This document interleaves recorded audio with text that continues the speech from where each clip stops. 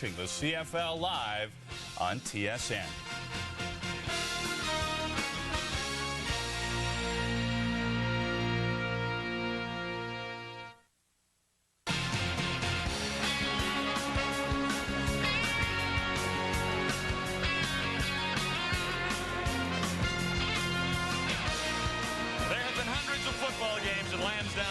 None more important than this one tonight at Frank Clair Stadium. The future of the Rough Riders is on the line, and it looks like the citizens of Ottawa have responded. There will be close to a sellout crowd in the stands here tonight, and that's something wonderful to see. Ottawa head coach John Payne has seen a lot in 18 years in the CFL, but he has never had to battle to save a team. Payne has done a marvelous job to keep his team on an even keel and faces immense pressure in this one tonight. The kickoff by Montreal's Terry Baker. Kenny Wilhite for the Ottawa Rough Riders. Away from one, and he's out to the 30-yard line. Tonight's starting lineup brought to you by Corral. Ottawa quarterback David Archer came close last week in Toronto. He starts his 9th game for Ottawa with a pile of pressure on his shoulders. One new receiver again tonight. Kerry Brown starts outside with Wayne Walker making his 2nd appearance. Inside it's Robert Gordon and James Duke Ellingson again. And new at running back is Canadian rookie Andre Bolduc. Up front, the offensive line.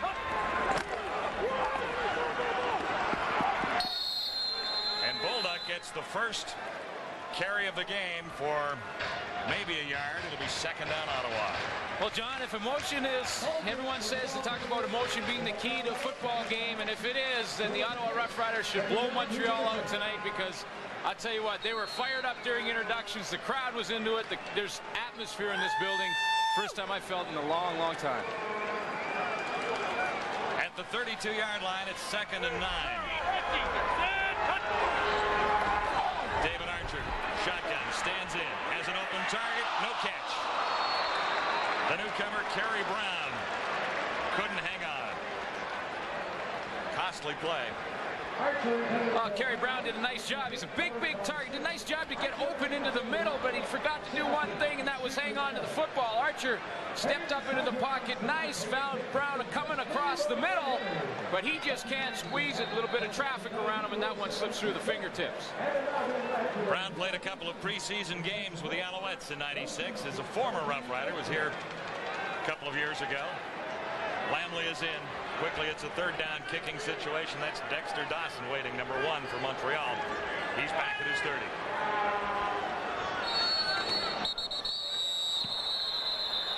Too long getting it into play. Baker let fly anyway, and it's a nice kick. Time count violation. Ottawa number 9. See that the early penalty and a quick drop ball by Kerry Brown. You got to think that the nerves in these Ottawa Rough Rider football players are, they're pretty raw right now. They're thinking about the future of their employment, the importance of this football game. They got to come out and focus. You got to think they're a little nervous at this point in the game. Ottawa had a tough start last week in Toronto, and came back and made a pretty good football game of it. But I don't think they can afford to get behind in this one tonight. Emotionally, they're charged up. Baker has to step over to make the catch, and not quite as good this time. Dexter Dawson takes it on the run. He's pinned by Jeff Cummins after a 2-yard return. Montreal quarterback Tracy Ham ran for a 57-yard touchdown to beat Saskatchewan last week. He has been terrific of late. Joey Yock and Dexter Dawson begin as the wide receivers for Ham in this one. Chris Armstrong and Jock Climby start inside. Mike Pringle is back in the CFL, Glenn, and ready to run alongside Michael Souls.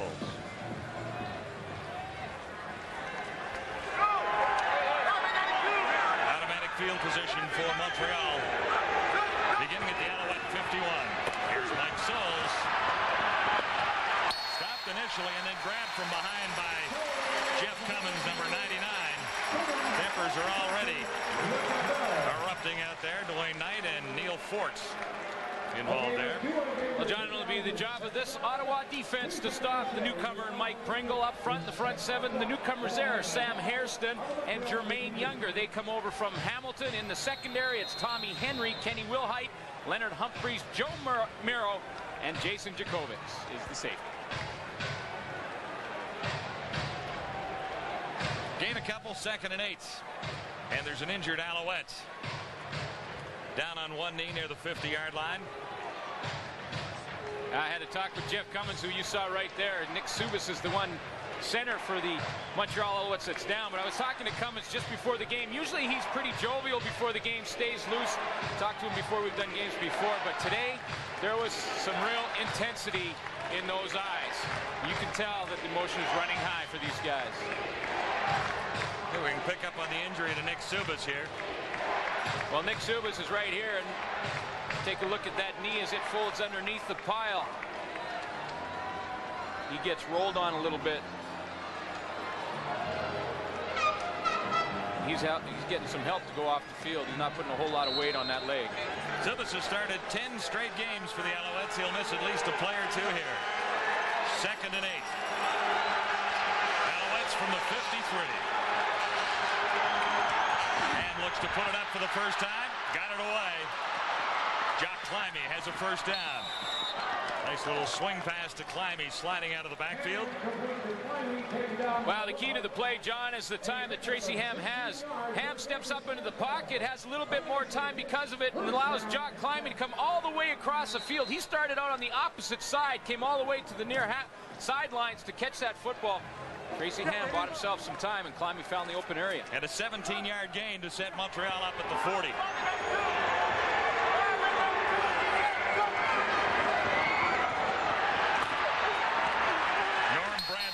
Averaging 6.2 yards per carry. He doesn't get 6 yards that time. Obi Spanik and Jermaine Younger.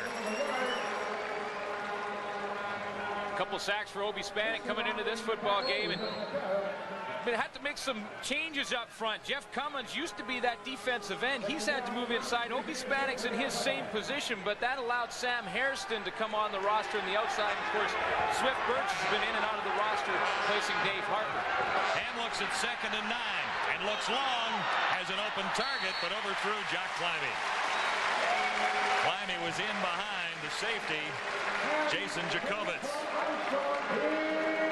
Well, Ottawa's done this in the past this season. They'll put Jason Jacobitz. You see 20 up in the middle of the screen. He drops out of there, fakes the safety blitz, and then has to pick up Jock Climby. Tough to cover from that position. When you're coming from the disguised blitz position up in the line like that, Ham had his man, just couldn't connect. Decent stand by the Ottawa defense. Terry Baker is in. 19 of 23, hitting on 82%.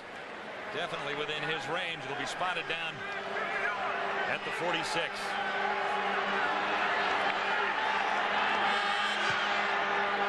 And Baker well wide on this one. Ken Wilhite elects to take it out of the end zone. And he's out to about the 7 and wrapped up there. Doug Peterson leading the Montreal tacklers, and Baker is 0 for 1. Nearing a full house in Ottawa tonight. The Alouettes missed their first scoring opportunity. Jock Climby had a little difficulty with the hold in the Baker try. Well, Climby's the new holder.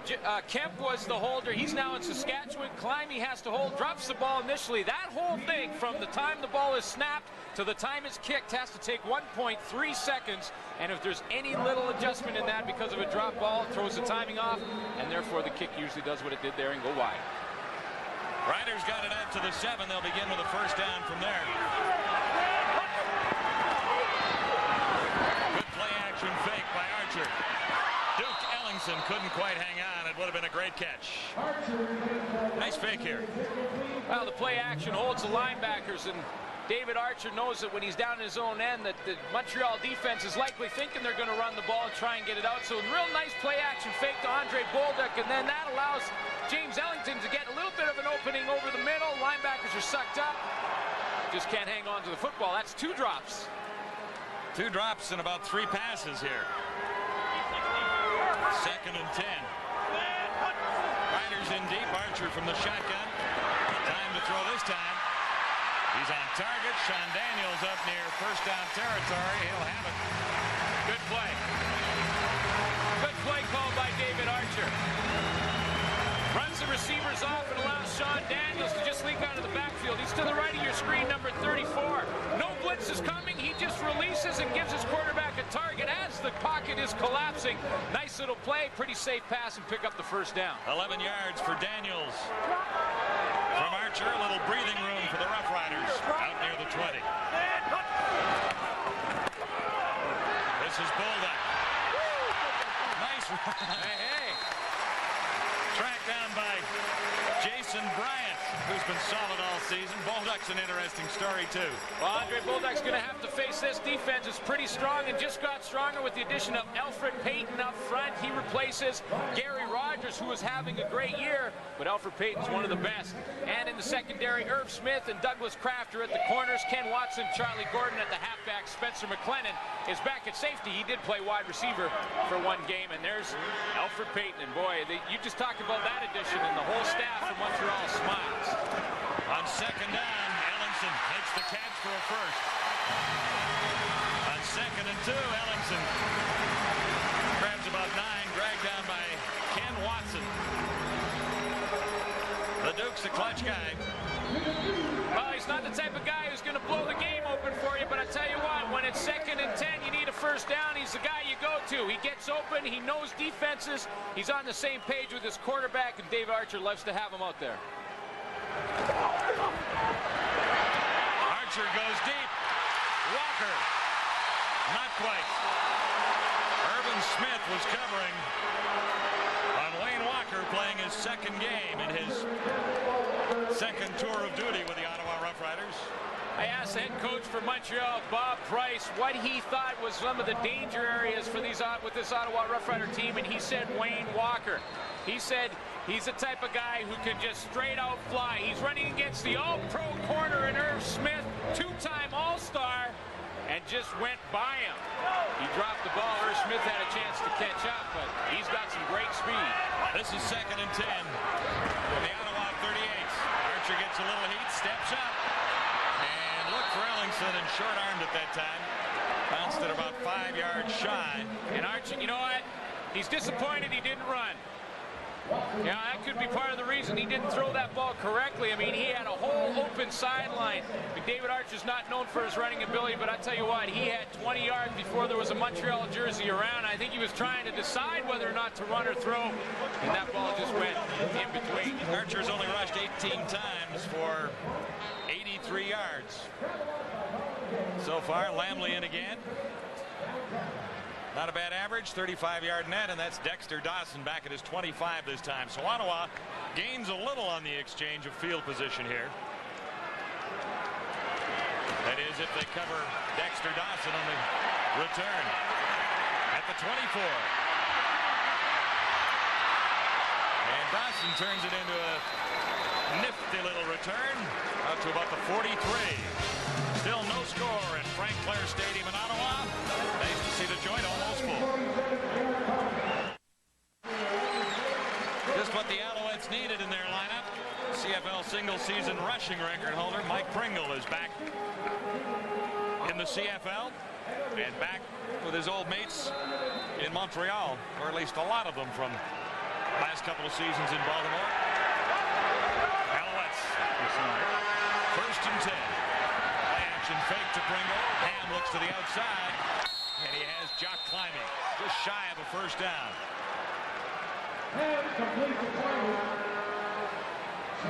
Mark Bunting on the sidelines over near the Ottawa bench. All right, thanks, John. I'm with majority owner Jim Spiros of the Montreal Alouettes. And Jim, you've issued an interesting, unique challenge to the Ottawa Rough Riders. Tell us about it. Well, if they were to beat us tonight, we would give these fans with their ticket stub on October 19th game against Ottawa a chance to come free. So that's 10,000 fans. We're going to live up to the challenge tonight, and hopefully we'll leave here with a victory. Let me ask you about getting Pringle back and Alfred Payton. What do they mean?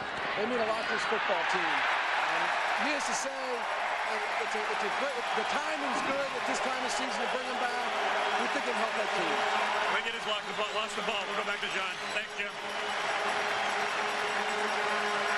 Mike Pringle. Well, you know, when you talk about emotion, John,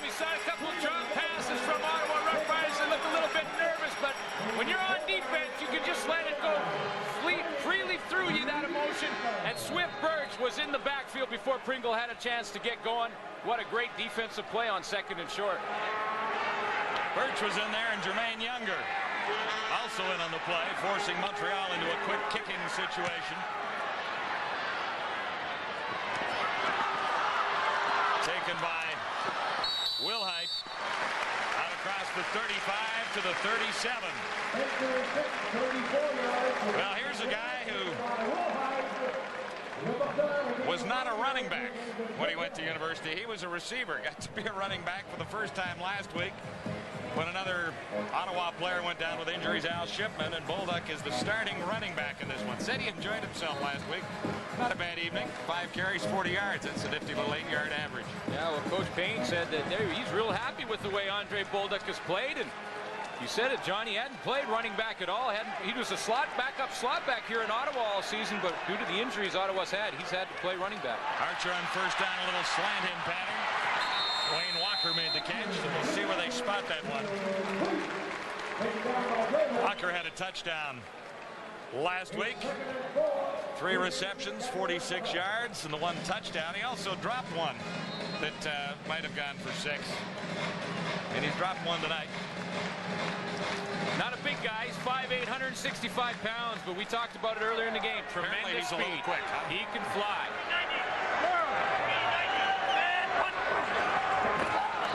On 2nd down, Ellingson dropped it. Started to run before he really had control of the ball. So he's dropped a couple tonight.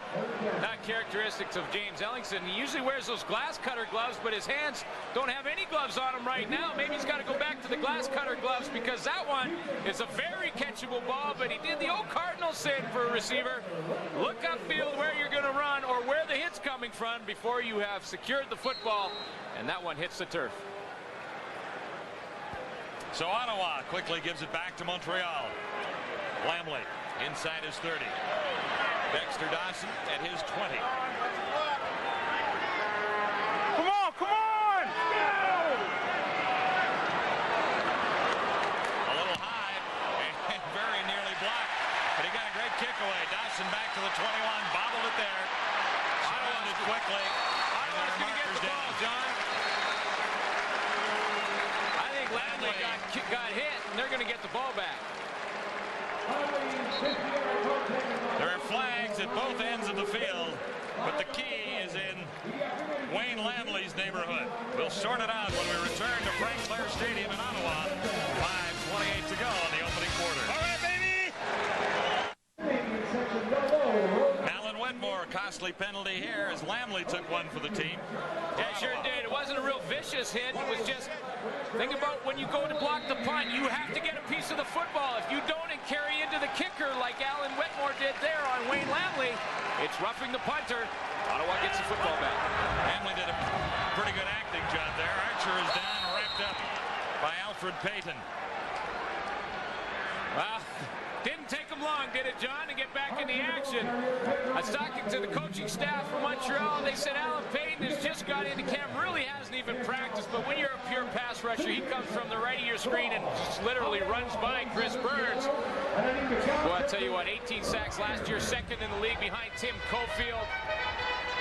He's a specialist. His specialty, crunching quarterback. Yeah. First sack for Alfred since coming back. Took him less than a quarter. Second down to the bench. Archer away from the first, but not the second wave of Alouettes. Doug Peterson, 94, got to him there.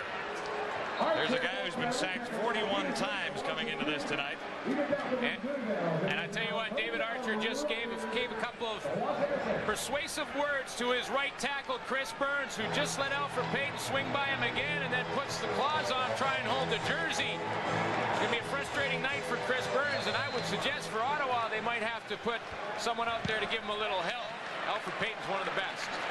Lamley's punt down to the 21. And here's Dexter Dawson again. He can fly. Brought down on a great tackle from behind by McGriggs.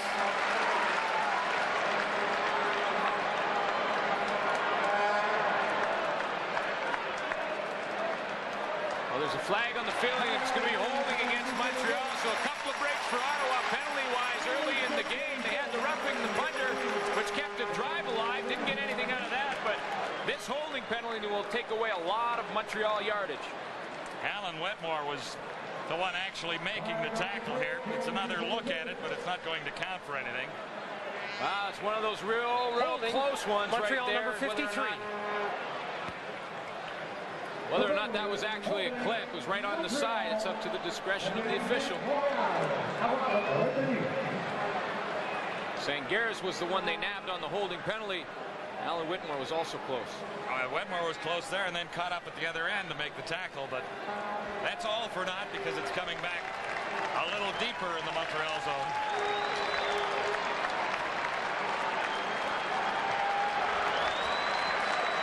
Chris Sangaris is right here. We'll just follow his path and see right at the line of scrimmage. He does the old takedown. I believe it was Sean Reed, the personal protector for punter Wayne Lamley. Sangaris does the old takedown and gets caught. All of that negated a 50-yard return by Dexter Dawson, and look where the Alouettes are set up at the 11 now, first down. Joey Yock outside near. Dexter Dawson flanks to the far side of the field. Jock Climby, Chris Armstrong, the inside receivers. Tracy Hand for Mike Pringle. Pringle away from one, and a nifty little run out across the 23. And nearing the 25. Jermaine Younger welcomed him back into the CFL with that hit. It was late. Mike Pringle had done a nice job to pick up the first down on the play. Pringle's such a hard running back. I mean, the guy's all leg strength. There's no hole. He'll create a hole, but watch the hit right there at the end of the play by Jermaine Younger from his middle linebacker position. Those two will be hitting heads a lot during this football game. Pringle has 14 yards on that carry. Montreal set up at the 25. Outside again for Pringle. And he slowed earlier this time. Obi Spanik, 96, slowed Pringle down. And Younger was in on it too, but he gets 5. Well, Ray Bernard was the starting middle linebacker, for this Ottawa defense until this game, and Jermaine Younger is put in the lineup specifically to stop the run. And with Mike Pringle back in Montreal, obviously that's a concern for John Payne, and here's Younger working towards that football and getting involved in the tackle on Pringle.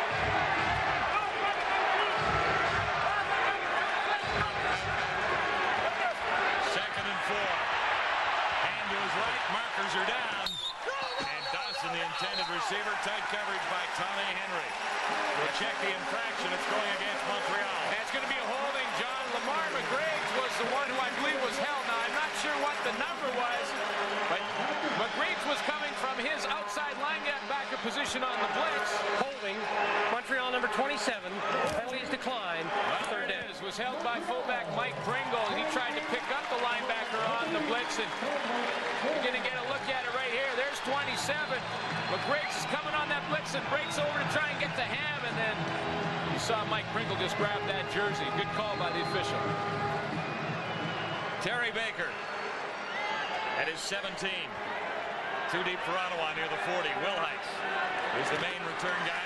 Robert Gordon. Loose ball, end zone, a possibility. Touchdown.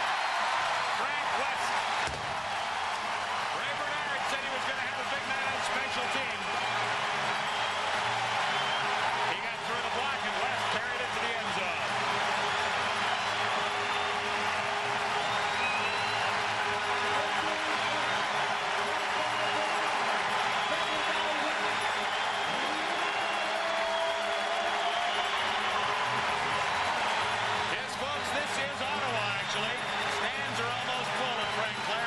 Cheer about on this one. He is the ultimate professional. He gets bumped from his middle linebacker starting position, and he told me before the game, I will make an impact tonight.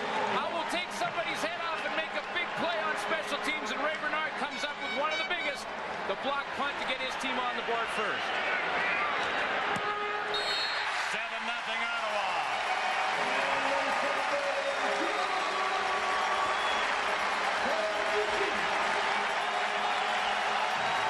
Jermaine Younger, a little bigger, a little better against the run.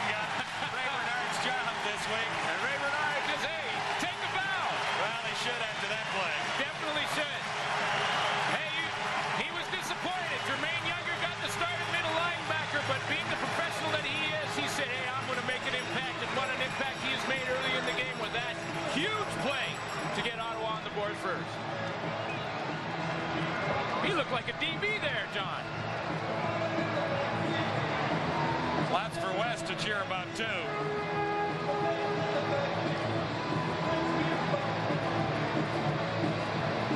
Well, another special team assignment for Ray Bernard. Well, he said he knew something was up with this middle linebacking position when he came to practice and saw that he was on all the special teams.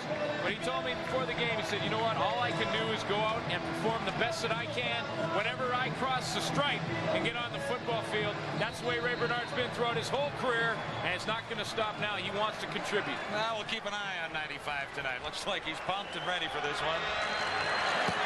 Here's the Ottawa kickoff. Down near the 12-yard line. Mike Pringle. Well, I tell you what, to the 35, he's running hard. you cannot arm tackle Mike Pringle. 25-yard return.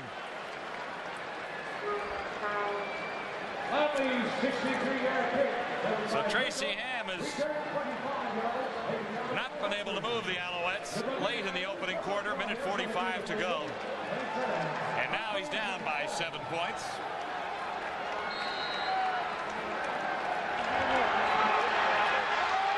Alouettes like to think of themselves as a running team, and now they've got Pringle and Bradford in the scheme of things. Ham dropped it. Oh, man. And he escapes and gets a first down. And there's the other offensive weapon that they have as far as the running game is concerned.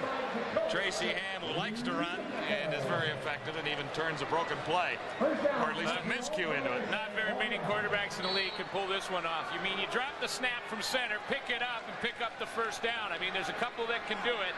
Tracy Ham's one of them, and like you said, John, one of the weapons that Montreal offense. A design play there, I guess. It should be from now on by the looks of it. First down, Alouettes at the 48. This is Bradford. Norman Bradford out near midfield, and there's another marker down. Interesting story on Bradford. He ran for 184 yards against Toronto a few weeks ago. Mike Pringle comes back to the league, and he's relegated to backup duty, although he will be used tonight. They will spell Bradford in behind Pringle and with Pringle at times. Yeah, I mean, Bob Price before the game told me, he said, hey, we're going to platoon the two of them. Mike Pringle has the track record. We know what he can do, but Norman Bradford has proved to us that he can get it done in this league as well. And Price feels like they're two different style of Crackback block, Montreal number 82. Major foul, unnecessary roughness, Ottawa number 20. First down repeated. They'll just do that one over again. John Climbing gets called on the crackback block. And Jason Jacobitz going the other way from his safety spot. We might be able to see what JD was up to. Watch number 20 here. Well, Bradford's going to the sideline. The hit right there is cleaned by Humphreys, and then Jacobitz, when Bradford had taken 2 steps out of bounds, threw his hat in there and got called. First down from the 48. Little play action fake. Here comes the heat. Ham stands up. Looks to Climbing. Oh! Tommy Henry almost had the interception. Well, I tell you what, Tommy Henry did not come up with the interception on that play, but did a tremendous job to catch up and get back involved with that play. I mean, he was beat by 10 yards on the initial break, got back into the play, and almost comes up with the interception. One more crack at it, hit him in the noodle. Climbing was in behind him by 10 yards, caught up, and got that ball out of there. So this is 2nd and 10. Henry saves one. And should be the last play of the opening quarter. Ham, deep, Dexter Dawson. I thought he might have had a play on that. Did he see it coming? Ham paid the price. Oh, Ham got hammered. Lamar McGraves came from the outside linebacker, has no idea that Tracy Ham is coming on his blitz. And McGraves just lays him out as he throws the football. You're going to see the tail end of it right here. Watch the hit. And down goes Tracy Ham hard to the turf as he delivers out. Ottawa defense hanging in. This will be the last play of the opening quarter. Baker, low snap, high kick. And Will Heiss can't get a block. He's out to the 25. 6 yards on the return. Stephon Reed leading the tacklers for Montreal.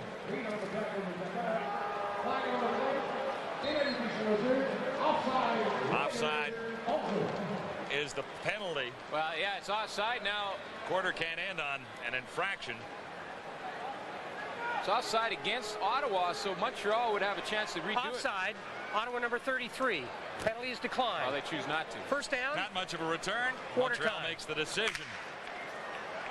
And the flag twirled by George Black to end the opening quarter. Just 7 points on the board. They belong to Ottawa in a rather entertaining first half.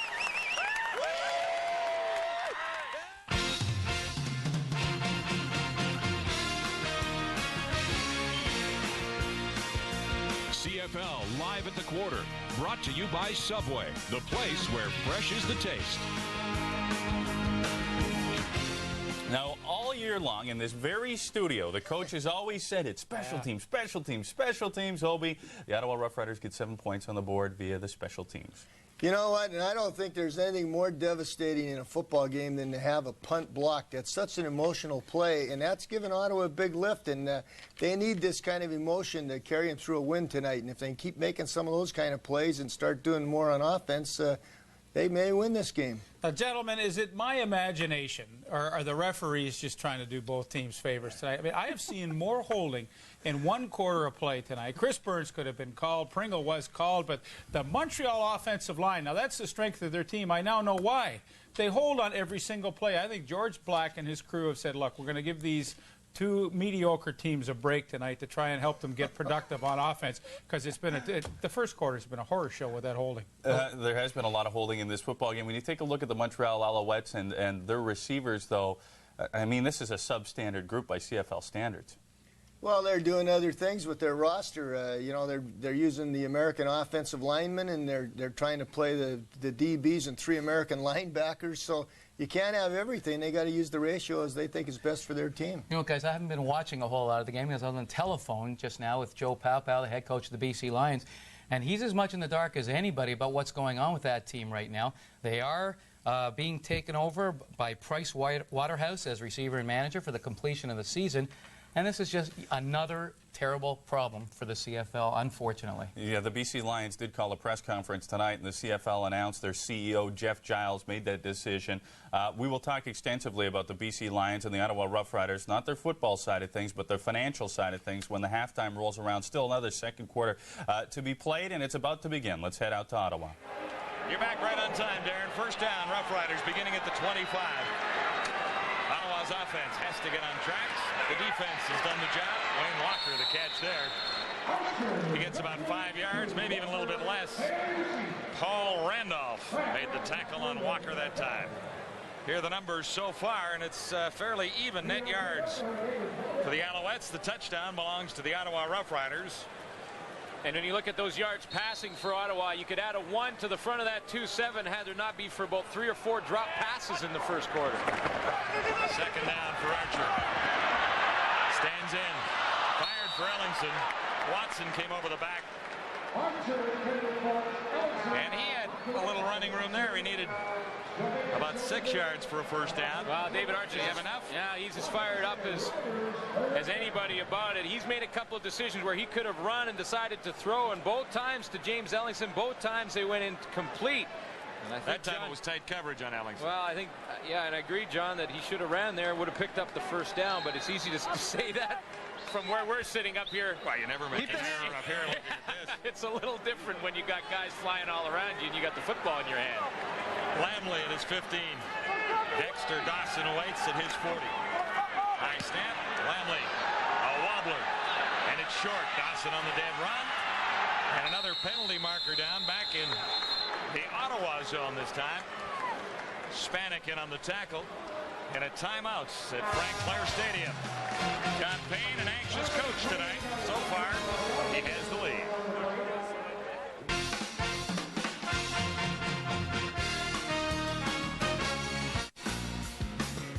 CFL Live on TSN. Brought to you in part by Diet Pepsi. Diet Pepsi has no diet aftertaste. And by the Alliance of Canada's only full-service telecommunications companies, proud sponsors of the Canadian Olympic team.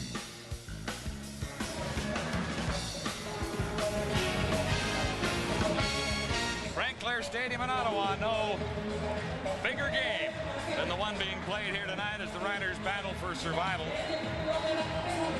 They have the lead right now, but they face Tracy Ham and the Montreal Alouettes in front of a near-capacity crowd tonight. And Ham has yet to really get this Montreal offense on track. He has a first down here. And he has Pringle to run out of his backfield. And Pringle is grabbed by Sammy Brennan, number 22. Yeah, I got to go just back a little bit to that Pringle story with Norman Bradford and Mike Pringle both in the lineup now. Bob Price feels that they're two different rushing styles. You see that they're not much different in their running game for a team over the last 2 years. Even when they had Mike Pringle and he was the leading rusher in the CFL, they haven't dropped off that much with Norman Bradford. Price feels that they're different styles. Pringle will open his own holes because he's a bull. Norman Bradford reads his blocks and is a little smoother runner. Pringle picked up 7 on that play. Needed 3 here. Did he get it? I don't know. Swift Birch had him wrapped up. See, do they spot that one? Well, I'll tell you what, John, it's going to be close, but even if you're a yard or a yard and a half with the running attack that Montreal has, I don't think they'd hesitate to go for it on 3rd down, even if they are short. Draw us a picture. Swift Birch is right here, and let's just take a look at him on the play. He's going to slide across underneath, read it nicely, and use great quickness to come underneath there and pick up Mike Pringle. He had to come a long way to make the tackle, so Pringle grabs 2 out of it. It'll be 3rd down, a yard to go. A long yard, I guess, and Bob Price says, kick it away. Baker is in. I'm not. You were going gambling. Well, I'm not you said this is the best Bob running Price. game around. I mean, you got an offensive line that averages 3 bills up front. A guy like Mike Pringle behind him. You're only a yard and a half away. I don't know. You would have gone, wouldn't you? I think I would have gone for it.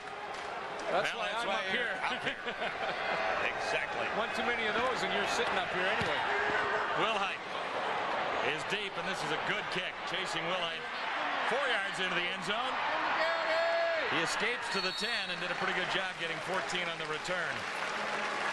Hensey Charles leading the tacklers for Montreal, and David Archer has to get things clicking a little bit more. He had a tough quarter last week in Toronto, at least opening quarter. 1 for 4 yards. 1 for 4 for 4 yards. And then came on and had a terrific time. Right now he's hitting on 40%, 31 yards, and he's had some drops. Yeah, you know, I was going to say that, John. We got to put a little asterisk behind these stats right here because he's had 3 dropped, a couple of long ones, one to Kerry Brown and the other to Wayne Walker down the sideline. Both long gainers that were good throws by David Archer and just drop balls. Perhaps nerves hampering these Ottawa Rough Riders with all this on the line here tonight. Andre Bolduc. Nifty little run around the left side. Jason Bryant, number 11. And that's all you want on Andre Bolduc. You just want to get 5-6 yards on 1st down. It changes your strategy completely offensively when you have a 2nd and 4, 2nd and 3 situation instead of a 2nd of 9 or 10. It completely changes the amount of plays that you can go to in your offensive schemes. He picked up 6. Nice little average for Bolduc in his first start as a running back. Got a nice little catch too. That's his real position. Slot back. This guy is fearless out there. Tracy Gravely on the tackle. Wow, we can expect to see this kind of formation throughout the game from Ottawa just because of the fact that Bolduc is more comfortable at the slot back position. He'll go outside and work on Tracy Gravely or Jason Bryant from the linebacker position. They feel that's a matchup that Ottawa would like to have. Kerry Brown comes to the near side now with Wayne Walker to the far side of the field. Bolduc is at the slot back spot. Ellingson couldn't hang on in tight coverage by Charles Gordon. So the Duke has dropped a couple tonight. Was that good coverage or a missed opportunity? Well, it might have been a little bit of both. He did have a little bit of coverage on him, but James Ellingson throughout his career has come up with that catch. Not a deep threat kind of guy, but he always comes up with these tough catches, and he's dropped 3 tonight. 2nd and 10. Whoa! Great catch by Robert Gordon. Out to the 40. That was a great catch. That's what my old high school coach used to call sticking a fork in it. Who was your old high school coach? Jim Kelly, sticking a fork in that pigskin as it comes across the middle, and that was one heck of a stab by Robert Gordon. He played a little wide receiver throughout this season. Montreal number 57. Penalties decline. First down. Alfred Payton was offside. Of course, Ottawa declines that penalty. Wow, what a catch by Robert Gordon. 17 yards the gain. Ottawa out near the 40 now. Gordon's having a great year. Alfred Payton got a little anxious. He hasn't had a lot of snaps this year. You know, he wants to reestablish himself as premier pass rusher. Mulder finds another hole. Like this guy. Jason Bryant got him from behind. Well, I'll tell you what, one of the best defensive players for Montreal throughout this season has been Grant Carter, number 54, and I think Andre Bolduc just put a pretty good move on it. He bounces to the outside. Carter is just on the outside to the left of that screen. There he is right there, upset of the fact that he didn't get involved in there. Andre Bolduc made a good football player kind of look silly on that play. He's got a nifty average going after picking up 8 yards there. Bolduc again, and he should have the first down out across the 50. Well, you look at this Ottawa lineup, and they really patched it together because of injuries. There are 11 regulars on the injury list here. Bolduc is about the 6th string running back. Yeah, well, you talk about the two key losses to Ottawa's lineup would be Profel Greer, the tailback that had such high hopes on and was really running the ball well. And then, of course, Joseph Rogers, the rookie sensation, playing the slot-back position, having a tremendous year. And he has a rotator cuff. And John Payne has had these problems with injuries. And he said it always seems to happen to the teams that are struggling. I can't figure it out. How close was he? Well, close enough.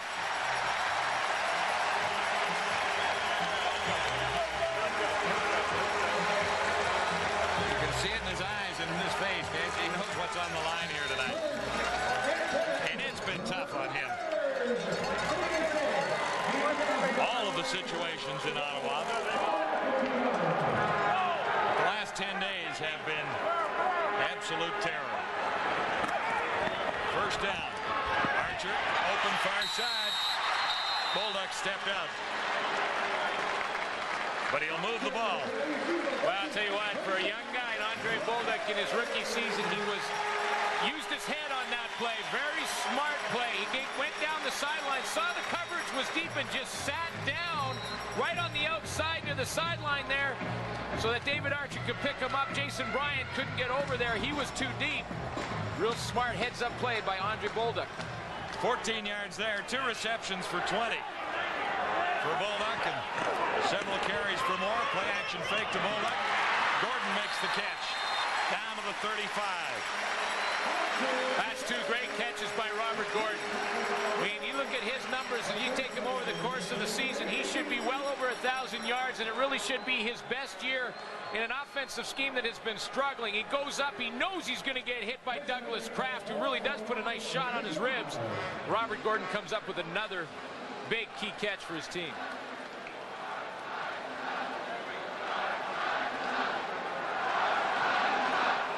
Not quite this time. There's no question you go for it here. Well, on second down. Oh, obviously. I'm sorry. I didn't mean to laugh at you there. Yeah. But I was going to... Just wait a minute. Oh, yeah, that's a 2. That's a 2. Yeah. Okay, this isn't a real big gamble then for John. They got 2 shots. I like your style, too, Terry. That's fun. They got 2 shots at an inch. But you perhaps have a little free play here. Do you maybe go deep with one? You really do have a free and then gamble? Nope. Straight ahead. Take what you can get when you can get it. Hey, and I guess that's the smart play for all the things that do happen to go wrong for the Ottawa Rough Riders. Right? Well, when you talk about those quick gambles, you're thinking about maybe faking one there and then going over the top. But two things can happen that are bad on a passing play, an interception or an incompletion. Only one thing good can happen, that's a completion. So I think with those odds, John Payne will take the momentum of this drive that he's gaining, just get that first down. Bob Price has just opened the emotional, just to kind of settle down. They can get down to a regular football game. Another Ottawa first down. Bolduc tries the other side. This kid's something else. But you know, it really looks to me, John, like Andre Bolduc is running with a lot of pure instinct, which is so surprising. I mean, he's making cuts that aren't necessarily designed for the play. Like that little cut right there to bounce him a bit to the outside. What it does is it buys him a little time and lets his offensive line move over there and pick up their blocks. Now, he's not a running back by trade, but he did run the option as a quarterback in college, but he's not running like a quarterback here tonight, is he? No, he's running with good instincts. On second down, Ellingson, the intended target. Well, Tracy Gravely almost came up with the interception, and a little bit of miscommunication there. James Ellingson and Andre Bolduc were trying to run some sort of pick play on Tracy Gravely, but they both ended up in the same sort of area, and Gravely was the one. You see Bolduc out here working on Gravely. Now he's going to go out and then try and flash onto, you see James Ellington's man right there and turn around. I guess David Archer thought that Bolduc was going to turn around the other way. And Duke was just saying, hey, I don't even think I was supposed to catch that pass. I was going to Bolduc, wasn't it? That's what Duke wants everyone to think anyway. That's right. At this point. That's his story, and he's sticking with it right now. Couple of dropsies, but this guy will make a catch, and it'll likely be a big one for Ottawa somewhere along the way tonight. First field goal try for Lamley. Yes, sir. Well, folks, 10-0 Ottawa. The Riders aren't dead quite yet. This is CFL Live. Lamley has given Ottawa a 10-0 lead with his first field goal. Well, the key is, I mean, clean hold by Steve Taylor. He gets it down, but the key is a 71-yard drive. Took over 4 minutes for Ottawa, and guess what? Something they haven't done a lot this season. It comes away with some points.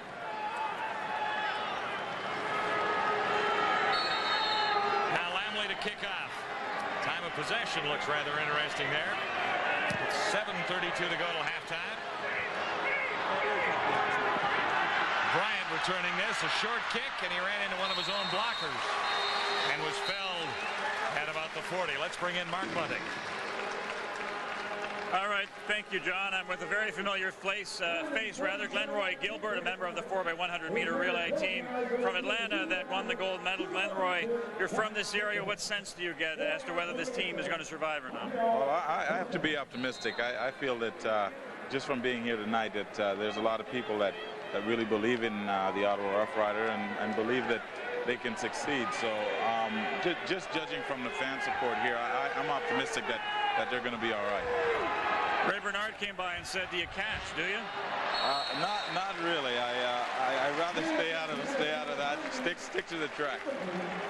Glenroy, what type of reception did you get when you came back here? It was a great reception. I mean, again, I was totally surprised. I mean, people in Ottawa have been absolutely wonderful to me. Again, it's more than I ever expected, and I'm very thankful for the reception that they've given me. Thanks, Glenroy. Enjoy the game. Thank you very much. Glenroy Gilbert. Let's go back to John. An outstanding Canadian from just outside Ottawa, Nepean, Ontario. 2nd and 10. Ham with time. He's on target. Chris Armstrong surrounded immediately after the catch at the 50-yard line, but Tracy Ham moves the sticks 18 yards. Well, you know, John, when you play in defense, there's a couple things you have to be on sync with the rest of your team. Now, they're in a zone defense, Ottawa is, and Joe Merrow and the safety, who I believe on the play is Sammy Brennan, number 22, is way too deep in the coverage, and that allowed Armstrong to get in between Miro and Jermaine Younger. Ham didn't see it coming. Dwayne Knight and Lamar McGriggs. He was a strong safety for 3 years with the New York Giants. Got tremendous speed, great strength. Is a good addition to this Ottawa defense. He's been involved a couple of times throughout this game, and Tracy Ham has no chance. Lamar McGriggs is coming from the outside and pancakes Ham to the turf. I mean, he comes in there untouched. A missed assignment by Neil Fort from the right of your screen, number 66, and Lamar McGrace lays the hammer on him. 8-yard loss, 2nd and 18. Alouettes back at the 50. And looks deep. Armstrong the target. He missed him by 1.5 yards. Ken Wilhite on the coverage. This Ottawa defense is playing an inspirational game so far. They certainly are, and Lamar McGrace is one of the guys who is leading that team. It's one of the newcomers. He's playing with a lot of emotion. And he was coming on the blitz again. There's no holds barred for this Ottawa defense tonight. Here he comes, and he's working that time on Michael Souls, who has to do the whole tackle around the ankles to keep him off Tracy Ham on that play. Wilhite is deep for Baker's kick from the 35.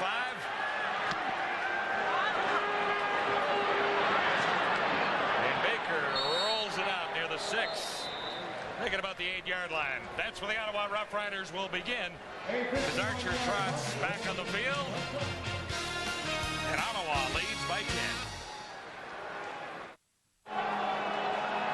Well, there's a reason to smile for the president of the Ottawa Rough Riders here tonight. He's not there yet, but he's on his way, Jim Durrell.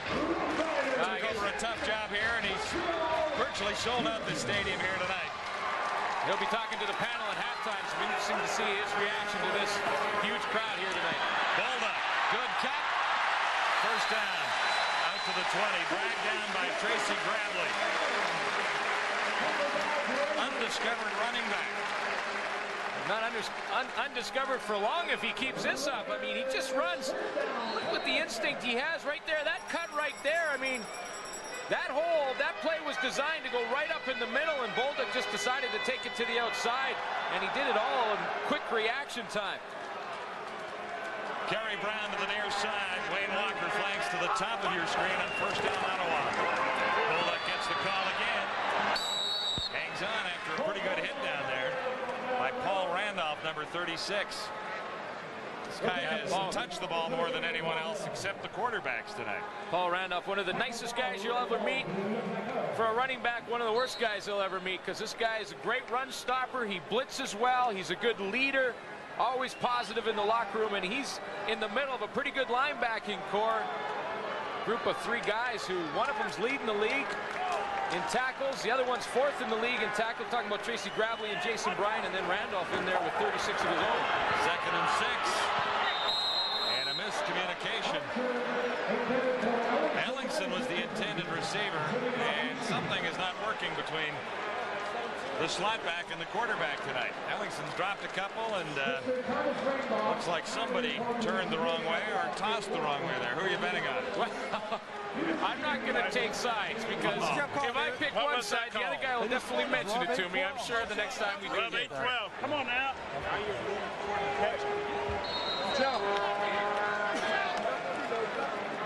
John Payne just mentioning to David Archer, go get with his receiver and get on the same page, because you can only have so many of those opportunities slip through your fingers.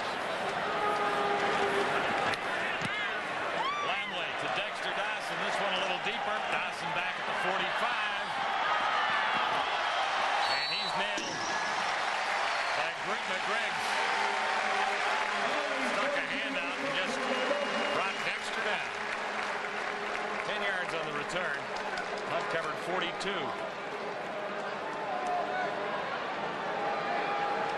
Mike Pringle, late cut from Denver, and when he left last year, he really felt like he was going to make a go of it. Last chance, 28 years old in the NFL. John Payne, because it didn't work out for him, now has to see his defense try and respond to pretty good running back. Now, Pringle's agent was pretty impressed with his opportunity, his chance in Denver. It didn't work out.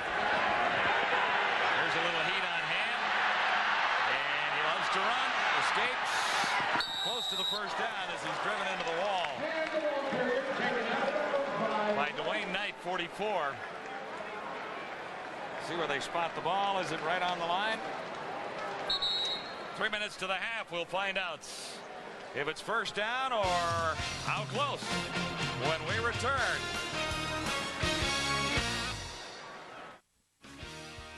Coming up at the half, we'll hear from Ottawa CEO Jim Durrell. We'll also preview this weekend's Labor Day action, and John and Glenn will give us their first half thoughts. 3 minutes to go. The Ottawa Rough Riders have the lead. Can they hang on to it till halftime? The last time they filled this joint was apparently 1976. Tom Clements was a quarterback here.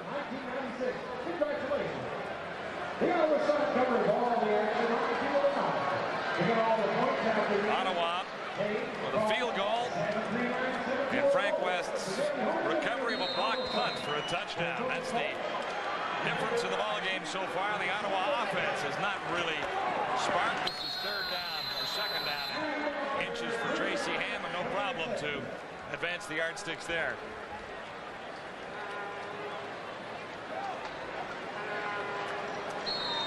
Ottawa's defense has played very tough tonight so far. They really have played a good game, John. I mean, their secondary has really been the strength of their defense throughout the season. Jermaine Younger's in the middle. Sam Hairston helps a little up front with them pass rush. This is first down, deep drop for Hand. Barely got it away, and it's intercepted. Sammy Brennan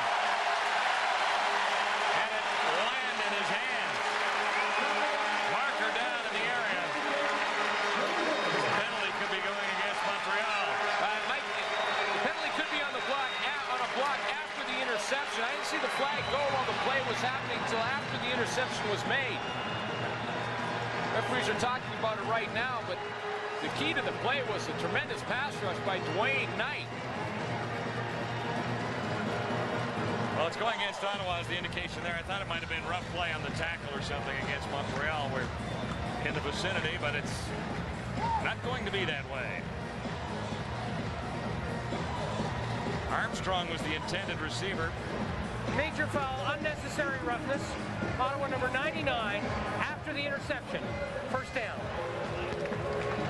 Jeff Cummins got a little excited, went after somebody after the interception, but the key is the start is the pass rush. You're going to see number 44, Dwayne Knight, come into the screen from the left right there, get the pressure on him.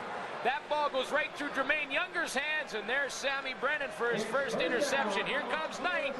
He's been in the backfield a couple times along with Lamar McGregor. They're getting some pressure on him, and when you get good pressure on the quarterback, good things happen. And that time you see Knight celebrating the interception by his teammate. So Archer has the ball back, beginning at the 16. Play action fake to Bullock. Deep to Walker. Out to the 45. Wayne Walker, tight coverage by Irv Smith, but he couldn't interrupt the perfect throw. A 50-yard gain. Well, they closed to hook it up a couple times tonight. This time the ball was again thrown perfectly by David Archer, and if you're going to describe this play in one word, you would say execution. Good play action, and Archer threw it just in time because Alfred Payton was bearing down on him, but the execution of that play was perfect from start to finish. Walker needs a rest. Willie Hinchcliffe. Cliff comes in.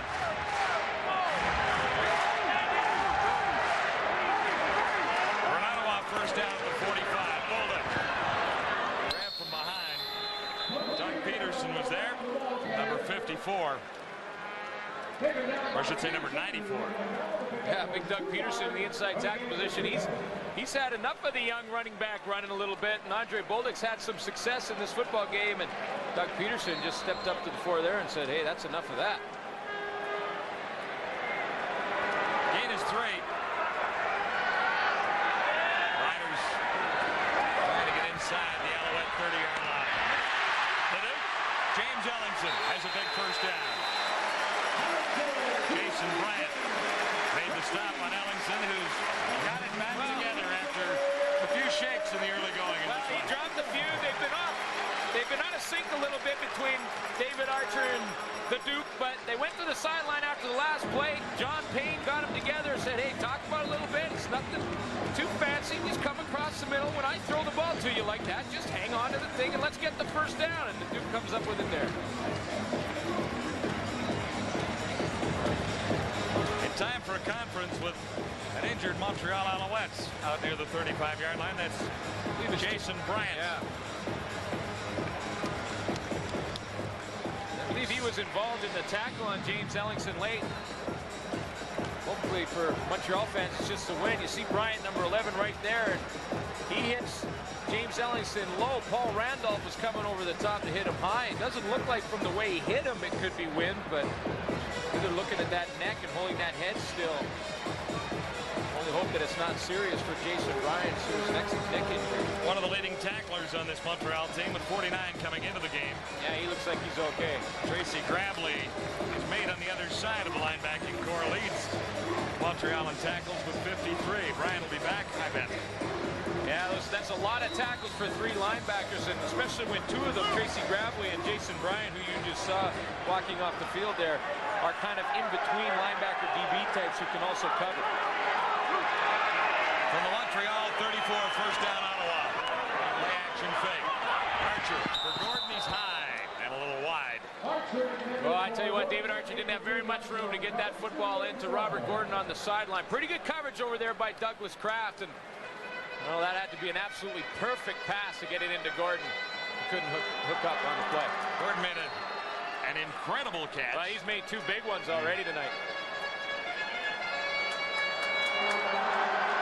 3 receivers to the near side, including Ellingson. And Bulldog. Archer goes over the middle. Walker to the 10. Oh! Touchdown! He beat 2 guys, Suits, Kraft, and McLennan, after making the catch. Might be Macarena time. Might be Margarita time. I tell you what, this huge crowd definitely got something to cheer about. This is what speed does for you. Wayne Walker has tremendous speed, and he's been in behind the Montreal coverage a couple of times tonight, hooked up already on this draft on a deep ball on this drive. And when you do that, the defensive backs have to respect your speed. They play off you. That allows Wayne Walker to get that separation between Kraft. There's about 4 yards difference, and then he does the rest, breaking 2 tackles and getting the touchdown. Had one last week, has one tonight. That was a beauty, though. The pass was right on the money, but the run after the pass made it a wonderful play. Hey, when he's been in behind the coverage, Douglas Kraft was playing 3-4 yards off and respecting that speed, and he was open on the play. Here he is right here, and this is Douglas Kraft. He's just going to run that post pattern. Watch the separation that he has. Kraft has to respect the speed, has to reverse turn out of there, stay off his man, just in case he does take it deeper.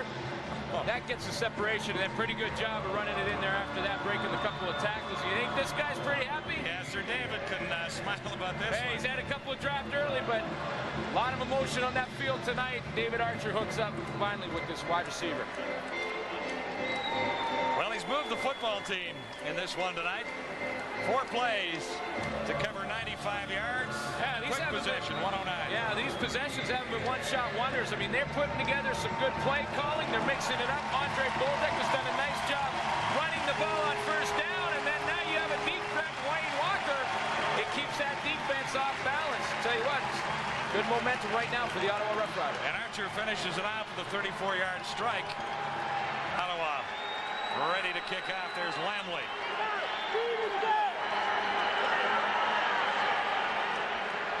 1:23 to go till halftime. It's 17-0 Ottawa.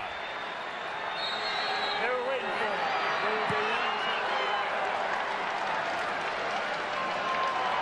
Spencer McLennan. And he ran right into a couple of Rough Riders, including Jacobitz, DeCipio, and Michael Hendricks was there first. 6-yard return, and Tracy Ham, with 1:17 till halftime, hasn't got any points on the board yet. Still has a decent opportunity to do so with the time remaining and his experience. I'll tell you something that Tracy Ham has not been used to throughout this season is the pass rush that he's getting. Right now, that offensive line in front of Ham coming into the game had only given up 23 sacks throughout the season. That's 4th in the CFL, but Ottawa's linebackers have been putting tremendous pressure on Ham, and I don't care how good of a quarterback you are, when you got guys in your face, awful hard to complete a pass. Well, he's hitting on 30% of his passes so far tonight. Those are definitely not Tracy Ham's usual numbers. He hits a little closer to 60. I mean, you see Lubo Zizakovic, Swift Birch up in there, and Lamar McGreg's and Dwayne Knight have also put a lot of pressure on that Montreal quarterback, and it's been a rough night so far for Tracy Ham.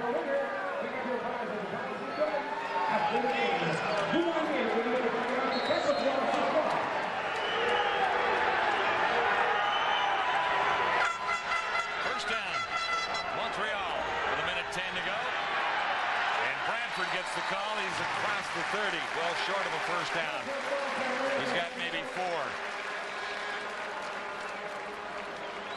Bradford averaged 6.2 yards a carry. It's interesting to see how a running back like Norman Bradford, who's a young guy, only his second year in the Canadian Football League, but doing real well in the absence of Michael Saunders for Montreal. But now with Pringle in the fold, you wonder how that affects the guy psychologically. On 2nd and 7, Ham will throw. There it is again. The pressure again. I tell you what, Dwayne Knight is celebrating more than anyone. I don't know if he should get credit. Hairston was also in the area, number 92. Another 8-yard loss. And 56 seconds on the clock. You can see Jermaine Younger, 56, right up the middle. Dwayne Knight was coming from the outside. They're sending everybody right now. The Ottawa Rough Riders are. You see Sam Hairston, the newcomer from Hamilton, up in there. But Tracy Ham has seen that view quite a few times tonight. That's from lying on his back, looking up at black jerseys. Ottawa is offside, however, so the Alouettes will get another crack at this. It's 2nd down and a couple to go for Tracy Ham with 56 seconds till halftime. Michael Soles stopped in his tracks. No way. Boy, I tell you what, this is an emotional team right now. Well, they've got lots to be emotional about. There's no question about that. I mean, this is a front four that had 10 sacks combined coming into this game, which was worse than the CFL. And right now, that Ottawa front four, and then you throw in the linebackers, the 3 behind them, are dominating the line of scrimmage. Baker near his 20 with 49 seconds.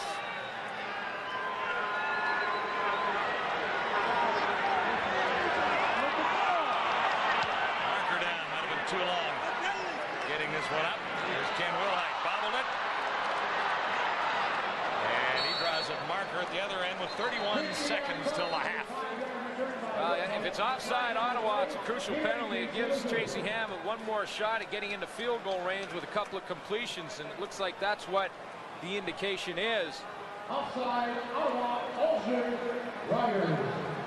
Getting the ball, Ottawa, down, Riders. Offside, Ottawa. Penalties accepted. Illegal block, Ottawa. That penalty is declined. It'll be a first down, Montreal. Now, these things happen to the Ottawa Rough Riders, don't they? Just when they stop Montreal in back-to-back plays, they give it right back to Tracy Ham with 31 seconds to go. Yeah, really 3 great plays in a row, and then someone jumps offside. We still haven't got the number indication as to who it was, but regardless, Tracy Ham has another shot. And only 30 seconds to get to the end zone.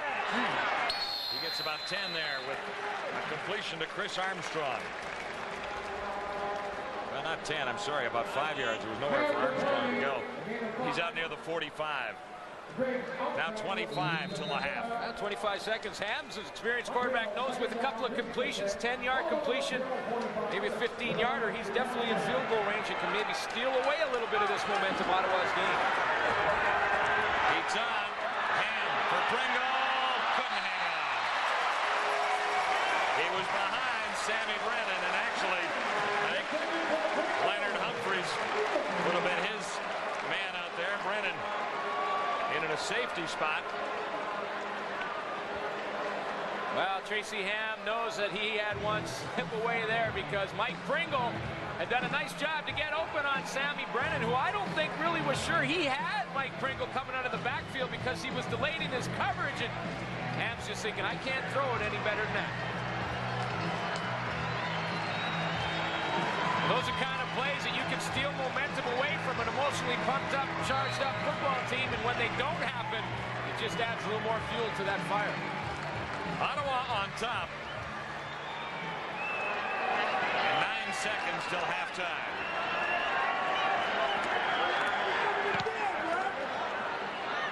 Wilhite will let it bounce, and they're not going to play on this one. Rolling out at the 9 with 1 second on the clock, or they let it tick off. That'll be halftime. Well, they're not dead yet, Suits. Ottawa on top, 17-0. It's a bit surprising, but a very emotional first half. I tell you what, if that team does die, they're going to go down swinging. Stay with us for Live at the Half for the guys back at TSN Control.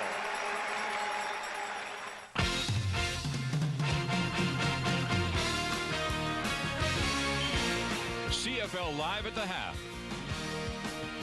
Brought to you by Corel, world leader in CD-ROM technology.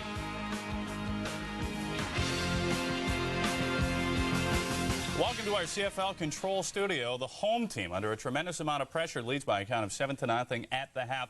On Monday, the Canadian Football League announced that the Ottawa Rough Riders would no longer be funded by the CFL. They have until September the 9th to come up with $1.6 million, a call to arms, so to speak. Ottawa is now soliciting help from its private sector, its corporate sector, and if you'd like to kick in, you can call Ottawa. If you're an out-of-towner, you can call the 1-800 number, or else you can get in touch with Ticketmaster. It is a rather large proposition, to say the least, to try and resurrect this Ottawa franchise, and all the pressure falls upon Jim Durrell, who is the CEO of this Ottawa franchise. Jim, off the top, I mentioned that you have to come up with $1.6 million by September the 9th. Where are you at this point in time?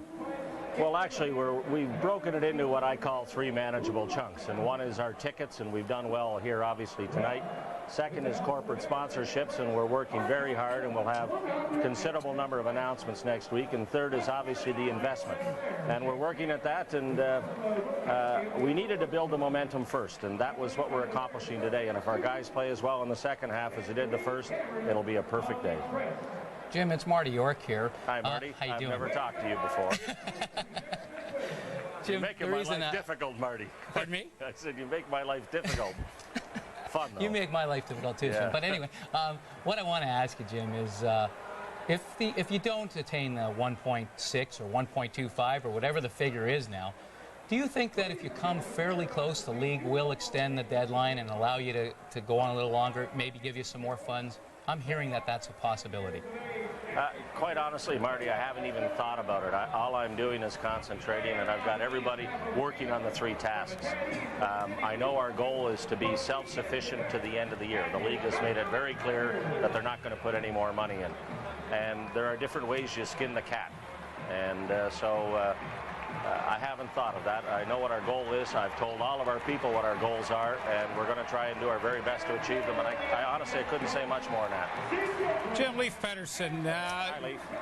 let me play the devil's advocate just for a minute. What do you say to a guy like Sid Gooch out in Calgary, who essentially bailed out the Stampeders when Larry Rickman had to leave his post as owner of that club, and all of a sudden he comes into the league and he's expecting to get a certain percentage of league revenues, and all of a sudden probably this will not occur now because they've spent so much money in Ottawa. What do you say to him?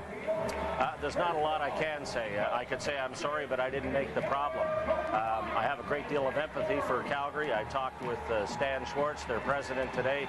It's a first-class organization, and if I could do anything in my life, it would be to be able to build the Ottawa Rough Riders to be just like the Calgary Stampeders, to be self-sufficient, stand on their own, and proudly represent their community.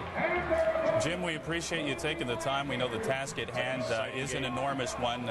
Good luck the rest of the way. Thank you very much. Thank you. Jim Durrell, the president and CEO of the Ottawa Rough Riders, and you know what, when we asked him how close are you, he couldn't put it into dollar figures. Right now, he's trying to lay the foundation. He's going to that corporate sector and saying, give us X amount of bucks, and they're saying, just hold on here, just hold on. The money may not be in the bank. We may have to wait till Monday or Tuesday or Wednesday.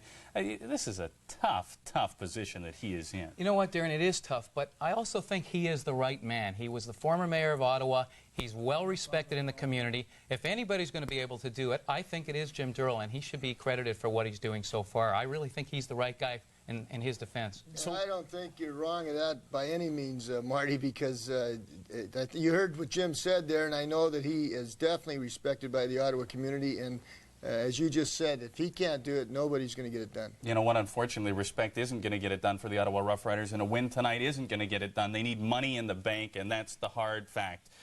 Truth of the matter happens to be that the BC Lions are also in financial duress, to say the least. Receivership, that's the word we're hearing out of British Columbia tonight, that the Lions, in fact, have been taken over by Price Waterhouse. They'll be generating or directing things from here on in. So what does the Canadian Football League do now? Because you got one fire in Ottawa, you got another fire in BC. Darren, you know what? And I said this to Jim Durrell last week when we chatted during our Toronto-Ottawa game from Skydome last week. And I said, Jim, you know, I've been a player for 8 years, and I've been involved in broadcasting for 15, and I must say I love the game, I love the league, and I think it's a terrific league with terrific people. But you know what? I'm tired of it all. I'm tired of trying to justify the existence to people that talk to me in the street and as I travel around, and I'm tired of trying to justify all the firefighting that we have to do. And I mean, I don't know where it's all going to end, but I think at some point in time, you know, for me, it's getting pretty frustrating. I don't know if this is the end, but I'm tired of it. I know what you're saying, Leif. I'm going through the same thing, but I want to say something in fairness to the CFL. For the first time in CFL history, the majority of clubs are actually going to make a profit this year. 5 teams will make money. The 6th team, Toronto, will at least break even. I mean, that's a positive about the CFL. But you can't have a 6-team league, though. No, you can't have a 6-team league.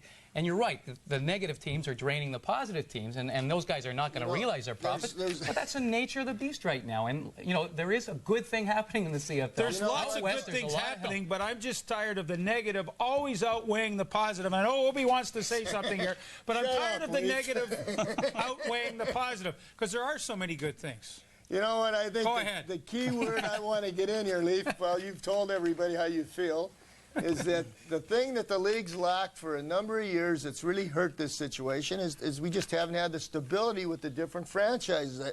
I think they just got to concentrate now on whether it's the Ottawa situation, getting a guy like Jim Durrell in there, or getting a proper guy in the BC community that's going to do the same thing for that football team and get the people organized so that they can have a lot of fun and you know, have some respect for the people that are running the team. And that's one of the problems, and that has been for the last several years. So that's a key thing for those guys to get done right now. You know what, though? Like we said before, the Canadian Football League has not been dealing from a position of strength for the past decade. And you know what? This may be their final year.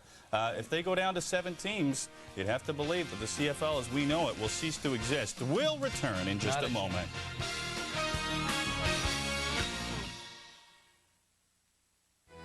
CFL Legends, brought to you by Corral.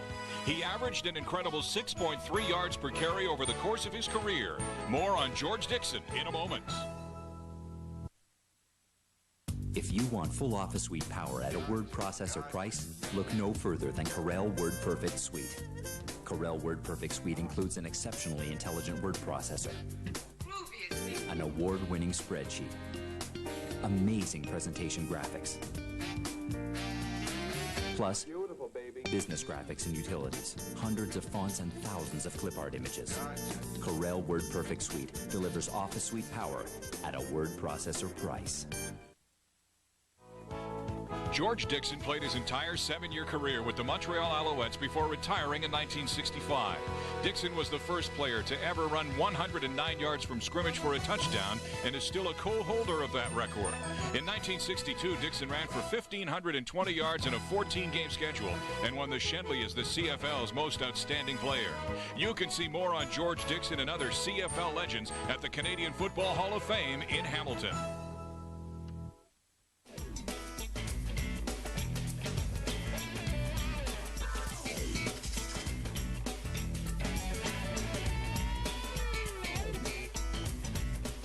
Welcome back to our CFL Control Studio. Let's talk some football. I mean, this is Labor Day weekend. This is when the CFL generally shines. We take a look at some of the classic matchups, and there's some dandies. It all starts tomorrow. The Winnipeg Blue Bombers and the Saskatchewan Roughriders as they continue to battle out west. But look at the Roughies, having lost 6 straight football games. Edmonton and Calgary. This is not for the faint of heart when these two teams meet. The Stamps did win all 3 meetings last season. The Eskimos will be looking to gain a measure of revenge. And Toronto travels down the highway to Hamilton. The Argos, look out, 7 straight wins. As for the Ticats, they have lost 4 straight. And this is a team that is going ever since Matt Dunnigan's gone down, the Ticats have been following suit. Well, you got to see if they're going to get their defense, playing at the caliber that, that they can keep them in the game some and help with that offensive situation until either Marvin Graves or Mike Kerrigan or whoever is going to be the quarterback is going to get the job done for Hamilton. Bob, stop with that football talk. I'll tell you what's wrong with Hamilton. There's dissension in Hamilton. You wouldn't know anything about it. There's dissension in Hamilton. There are guys talking behind Matt Dunnigan. There are guys talking behind Matt Dunnigan's back that he's taking longer than necessary to return. Now, if you know Matt Dunnigan, it's ridiculous. But that's the kind of thing that some of these people are saying in Hamilton. Now, they lost their offensive line coach this week, John Salavanis. He retired. They cut their running back, Tony Stewart. They're bringing Mike Kerrigan back to play. This is a team that's in trouble. A lot of negative innuendo right there. I don't know. You know what I like, though? We're getting at the time of the season where games start to mean something. Look at Calgary and Edmonton. This is a big 4-point game out west. Edmonton 4 points behind. If they win this, they close the gap, and all of a sudden, we've got a race for first place in the West. When you hit Labor Day, the games start to mean just that much more. Yeah, I'm looking forward to the Eskimos and the Stampeders. That's always a black and blue game. What we'll do is we will take a short break. Generally with this panel, it's very much so black and white. You are watching the CFL Live on TSN.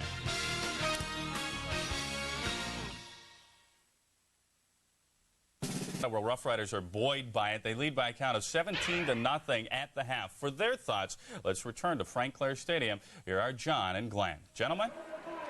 Well, someone dressed us up in these jerseys tonight to give a little support to the Ottawa Rough Riders. So far, it's worked. It was a very impressive first half for Ottawa. Defensively at first, and then Archer finally put the 7 points in the end zone. Well, you know, they're playing with a lot of emotion. We talked about it all game. Defensively, they've held this pretty good Montreal offense to under 100 yards in total offense so far in the first half. I mean, that's a pretty good job. And then they get the big special teams play by Ray Bernard. That helps them out. They score on a touchdown there, and this is a fired-up football team. Yeah, and when you look at the stats as we checked them out for Subway this time, the Alouettes managed just 40 yards in the second quarter, and Ottawa got 183 yards in that second quarter when Archer finally got everyone catching the footballs he was tossing their way. It is a 17-0 lead for the Ottawa Rough Riders, but we watched the Riders have difficulties before, folks, and this one is a long way from wrapped up. One of the key plays of the opening half was Bernard here, and the fumble recovery for the touchdown by Frank West to give Ottawa the lead, and they have it at 17-0 right now. The definition of a mother, your mom. The definition of one tough mother, every CFL player. When it comes to football, there's only one way to play it. The right way. Our way. Radically Canadian. The Canadian Football League. It's our game. It's longer, wider, faster, and more exciting. Every game is an event, a party.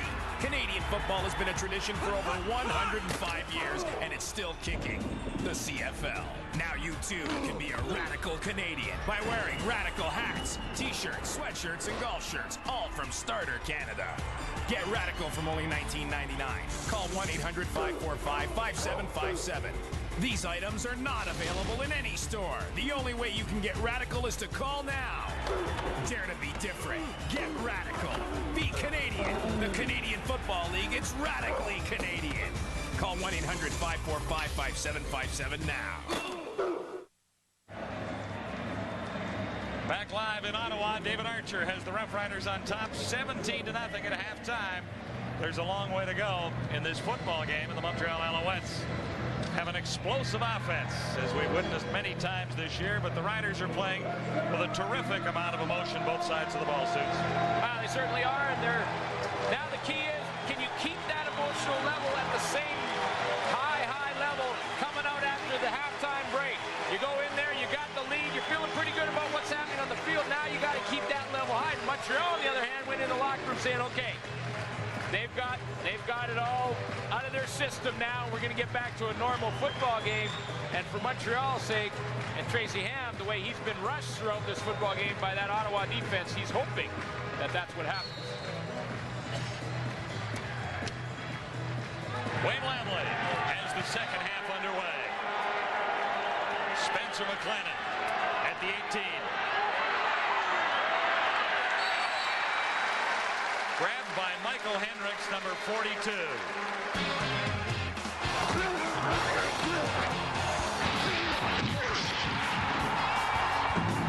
Captured live in the first half. Alfred Payton. First sack in the opening quarter. And heat on Archer. More than once. Didn't take them long, did it? First and 10 for Ham and the Alouettes.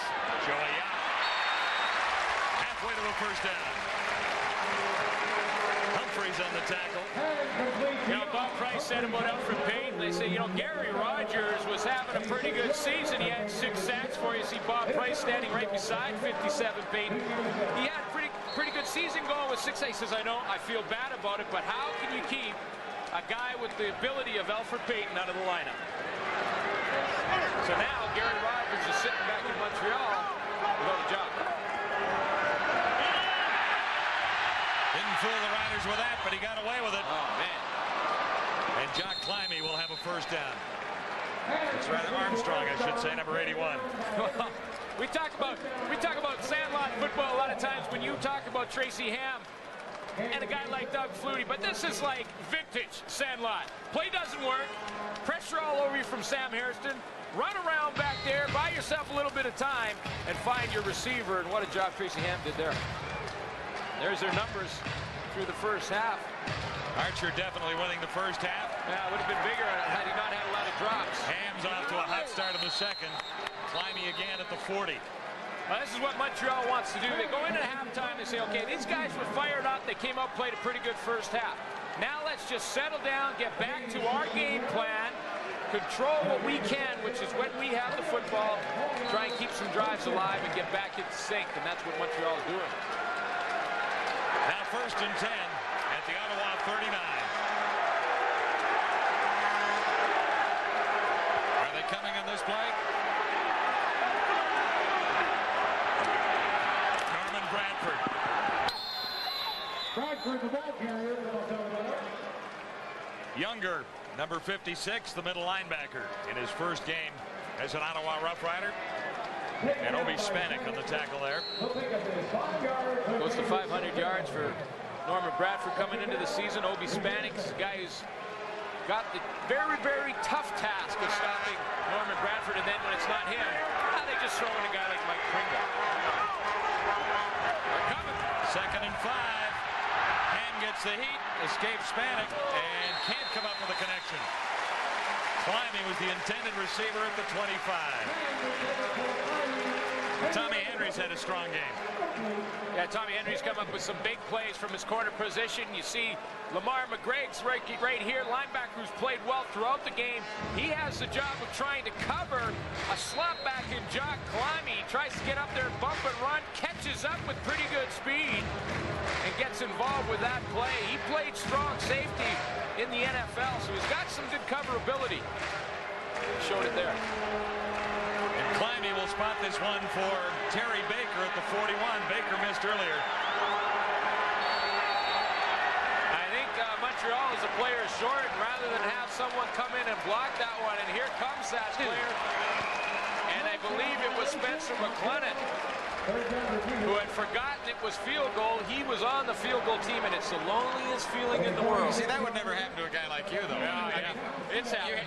What? Well, you get you're kind of fired up on the sideline. You're talking to your teammates, and all of a sudden you go, "What field goal? Wait a minute, I'm on that. I should be holding for 30. Where's number 36? I should be out there." Climby has problems again, and Baker bounces this one well short. Wilhite paused for a moment, then snuck out of the end zone. Still going. Watch out! What a great return. He's still going.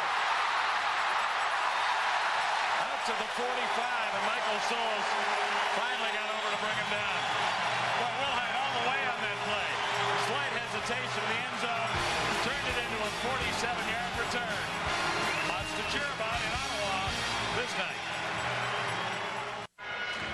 This is a new team from Montreal. Climby and Baker trying to work things out on the field goal connection here, and it didn't work again, Suits. Yeah, Climby's a new holder. Lets that one hit the turf again. Now, I worked with Quinn Magnuson, who's a snapper in Saskatchewan.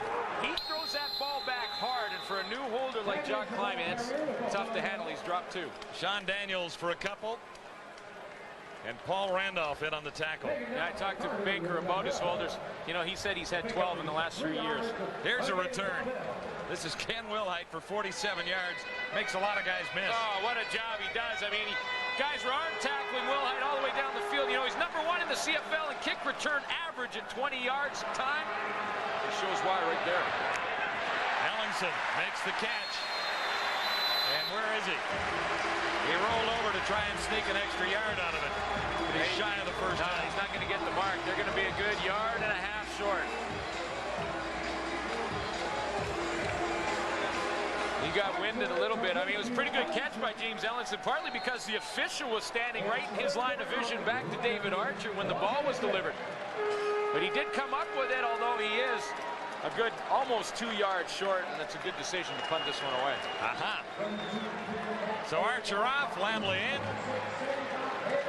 Early in the third quarter, with Ottawa on top 17-0. Look at Baker's average for punting. Wow. 51 yards. Dexter Dawson, #1, deep for Montreal at the 15.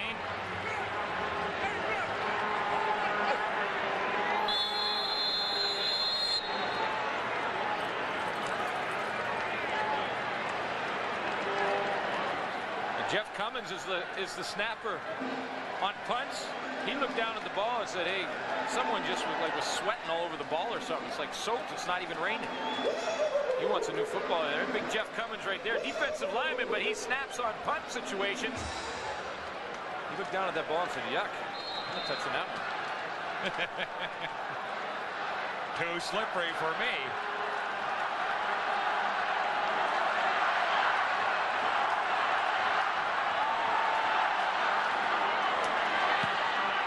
Good kick by Lamley. Dawson chased back near the 10. A little spin to find room to the outside. He didn't fool any Rough Riders. Frank West leading the tacklers there. 0 on the return, and they're on their feet in Ottawa. Back live in Ottawa. This is Armstrong. Little hitch screen from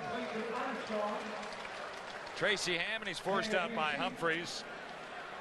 Now, see, I've talked about throughout the season about those wide receiver hitch screens, how I hate the play because it seems like an awful dangerous long pass for a 1 yard or 2 yard gain. But that time it was the old slot back hitch screen where Chris Armstrong jumps out from the middle of the formation. Little different from there. The throw's not quite as far, and you have more room to operate when you catch the ball. And substantial yardage on the play, 2nd and 1.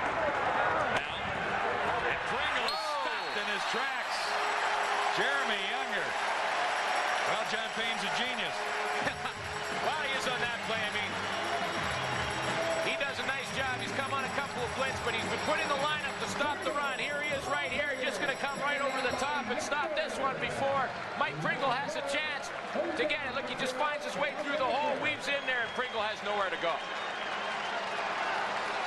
Younger getting the start ahead of Ray Bernard in this game. Well, he's been effective in there.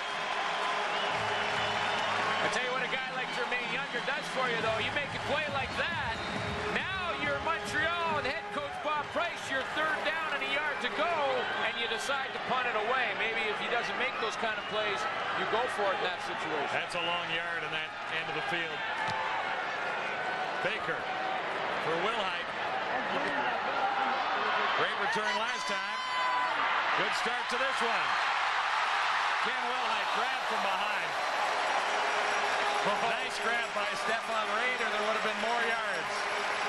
31 on the return by Wilhite there. And he was close. Oh, so close. One of the members of a pretty good secondary here in Ottawa. He's got a couple interceptions. He has an over 10-yard average on punt returns this year. And anytime a punt returner can give you a 1st down every time he catches a ball, he's a real asset to your football team. And Wilhite's made some big plays tonight.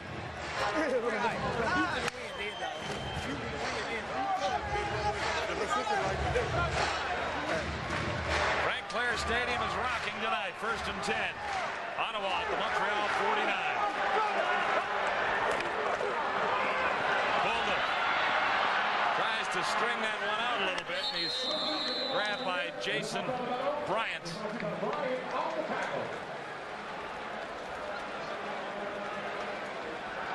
This guy didn't play running back in college, and he's going head-to-head with Mike Pringle tonight and winning. 9 carries, 48 yards. Wow. Be pretty proud of that stat. He's going to get the tape of this game and just keep it right on that picture. He's going to tell all his family, yeah, you remember Mike Pringle? He almost 2,000 yards one year. Used to be an MVP guy. Yeah. Archer, deep for Walker. It's picked off. You can see it coming. Douglas Kraft on the return, and Walker chases him down.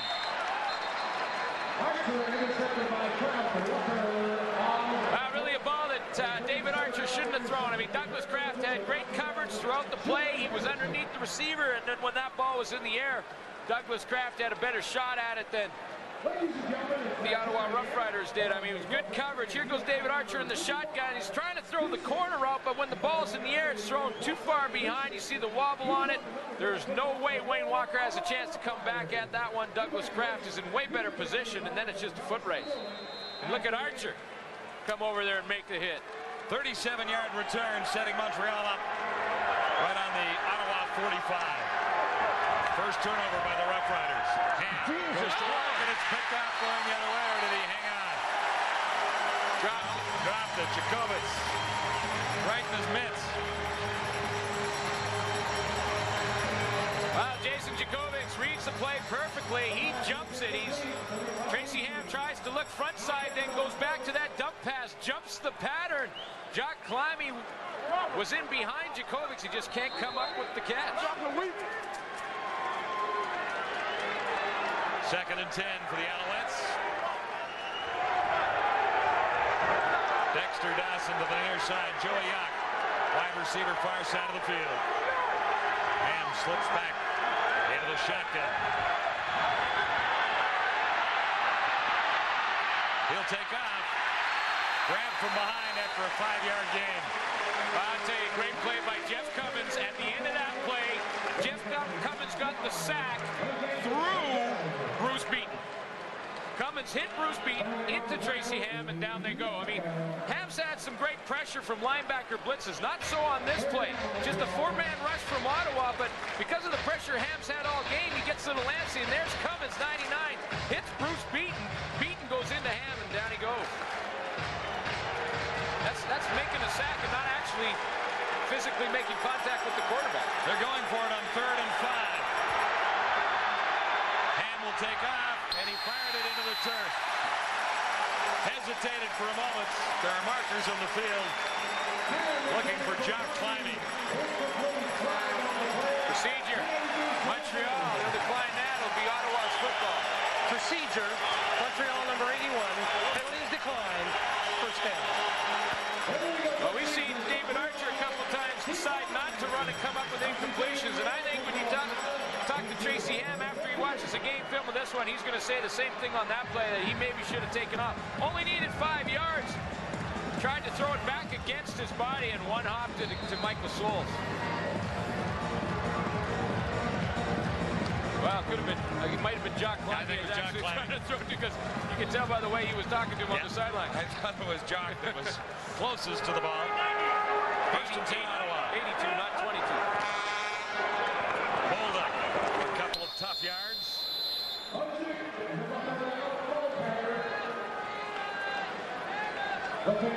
Now, really, Ottawa defense saves another one. I mean, the big interception thrown by Archer there to Douglas Kraft. Good momentum switcher for the Montreal Alouettes. They can't capitalize because of pretty strong Ottawa defense. They're keeping the momentum on their side. Kerry Brown to the near side. Wayne Walker flanked to the far side of the field on 2nd down. 2nd and about 7. Archer stands in. He'll have a first down. Walker made the catch. Charles was trying to cover Walker with a touchdown earlier in this one. 20 yards to gain there. 20 yards to gain, and this is a wide receiver at the top of your screen right there. Is Wayne Walker just going to come underneath and find the hole right there between Tracy Gravely and Ken Watson, who had the outside zone. But I tell you what, David Archer paid the price because Grant Carter celebration. His helmet's all crushed down on his nose.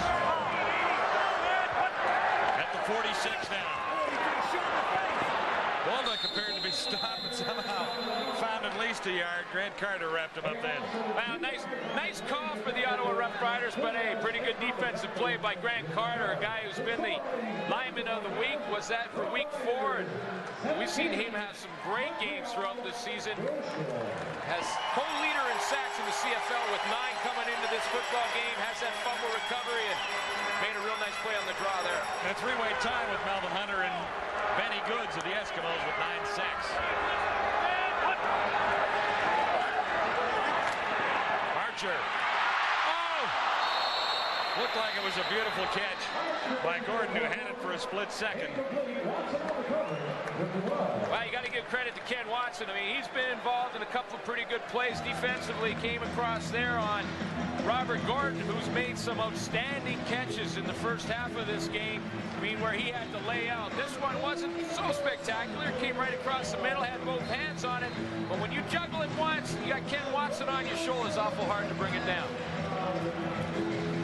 Lamley in again with 4:28 to go, third quarter. Ottawa on top. 17-0 as Dexter Dawson stands back at his 2.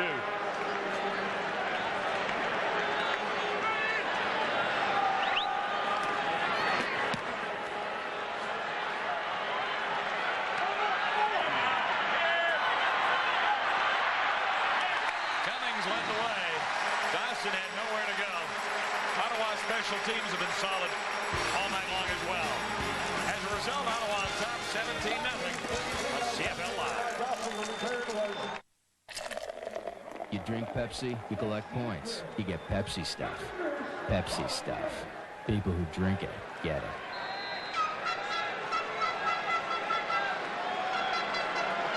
Back for a Montreal first down.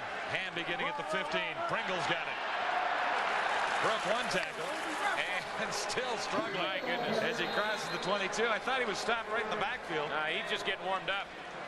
When you hit Mike Pringle the first time, he's just getting revved up. He hasn't even got his strength and his forward momentum going. I mean, he ran through everybody on that Ottawa defense that time to pick up a hard 4 yards. Why not? I think we should. They saw the play. They want to figure it out and say, well, how did he do that? Let's just draw that one. Drive his ass out and right up in here. Yeah, I set and then went up on it. Looks a little like Michael Keaton from the side, doesn't he? You got to come down here. Talking to Chris Burns. Hey, explain what happened there. Because I've been doing a real good job sealing him. I didn't want to do. Well, they pulled a stunt, right? He went in. Oh, he went in, Toss? Yeah, I played a pass set and he went in. Daniels, fullback. And somebody went around. And our back needs to hit it. Our back needs to hit it. Those meetings are always great. You talk about the coach. You talk to the coach down there, say, "Hey, I had my man. I mean, I'm sealing my guy." I'm not sure what happened. Wasn't me. Yeah, it works well until the game film. Oh, that play. Oh, yeah, I understand now. You hearing this? Leonard Humphreys being attended to, and maybe we can catch what happened here with the Magic Telestrator. Can you see? I'm trying to see where he's right there. Leonard Humphreys. You're going to see what happens. He gets in there, puts his head to head, right on the top of. Never want to bump heads with a number 27. With Mike Pringle, and Humphreys is a little bit of the nail, not the hammer on that one. Second down, Ham will take off. And does he get it? Will likely have the first down on 2nd and 4. Very close, yeah. Got it. He got the tackle. Got the first down, and that's vintage Tracy Ham. That's what Tracy Ham's got to do, and he does. Whenever his team's struggling, you know in the back of his mind, he's just waiting for his moment. Drop back in that 2-back offense. Let the defensive line commit, find a hole, and take off. When things get out of hand, he takes things under control. First down. Little drop play to Michael Souls. Jeff Cummins, number 99. 3 sacks coming into this one. He's moved into a tackle spot with the addition of Samuel Hairston from the Hamilton Tiger Cats practice roster added to Ottawa this week, playing left end. So Cummins has been effective inside. Well, I'll tell you, and you know, it's not easy. I mean, for people who've never played football, you think you just to move a spot on the defensive line's no problem. But I tell you what, it's like going from a right-handed guy or a girl to a left-handed. It's not easy. Hand with time on 2nd and 8. And the catch is made by Climate. Now, Jacobitz had an opportunity there, didn't he? Well, you know, there comes a time and point where you got to just say to a guy, I mean, you got to make the play. I mean, Jason Jacobitz had a couple of times, a couple of opportunities tonight to make big plays for this defense. 2nd and long. He reads the play well, comes up in there, but then just gives Jacques Climate a little push. Allows him a chance to get a second shot at the football. You got to make that play. And another Montreal first down with 1:54 to go, 3rd quarter. Hand standing in. Markers go down. Hand throwing on the run. Wide open is Armstrong. He's got to beat West. And West catches him from behind at about the 15. But the Markers, they take this one back. What did you see? I think it's going to be holding against Montreal. I think you're right. I mean, that flag was thrown well before the ball was delivered. Holding. Montreal number 62. Repeat first down. That's Bruce Beaton at left guard. Yeah, Bruce Beaton has been working on Jeff Cummins, the guy we were just talking about. And Bruce Beaton, number 62, is right there. And we'll just take a look at him and see the hold he's working on. Obi Spanik in this particular play, he's had to work on Jeff Cummins, and that wasn't a hold. That's called a good open field tackle. Yeah, that was more than holding. And it nullifies a 55-yard gain. Bob Price really didn't want to be here tonight, did he? He didn't want to be playing these guys. I talked to him on the phone for about an hour today. Real nice guy. He says, you know, I feel for the Ottawa Rough Riders. We want the win. I hope this franchise stays here for a long, long time. I just don't want to be here. I don't want to be the team here because everybody in the CFL wants us to lose this game tonight.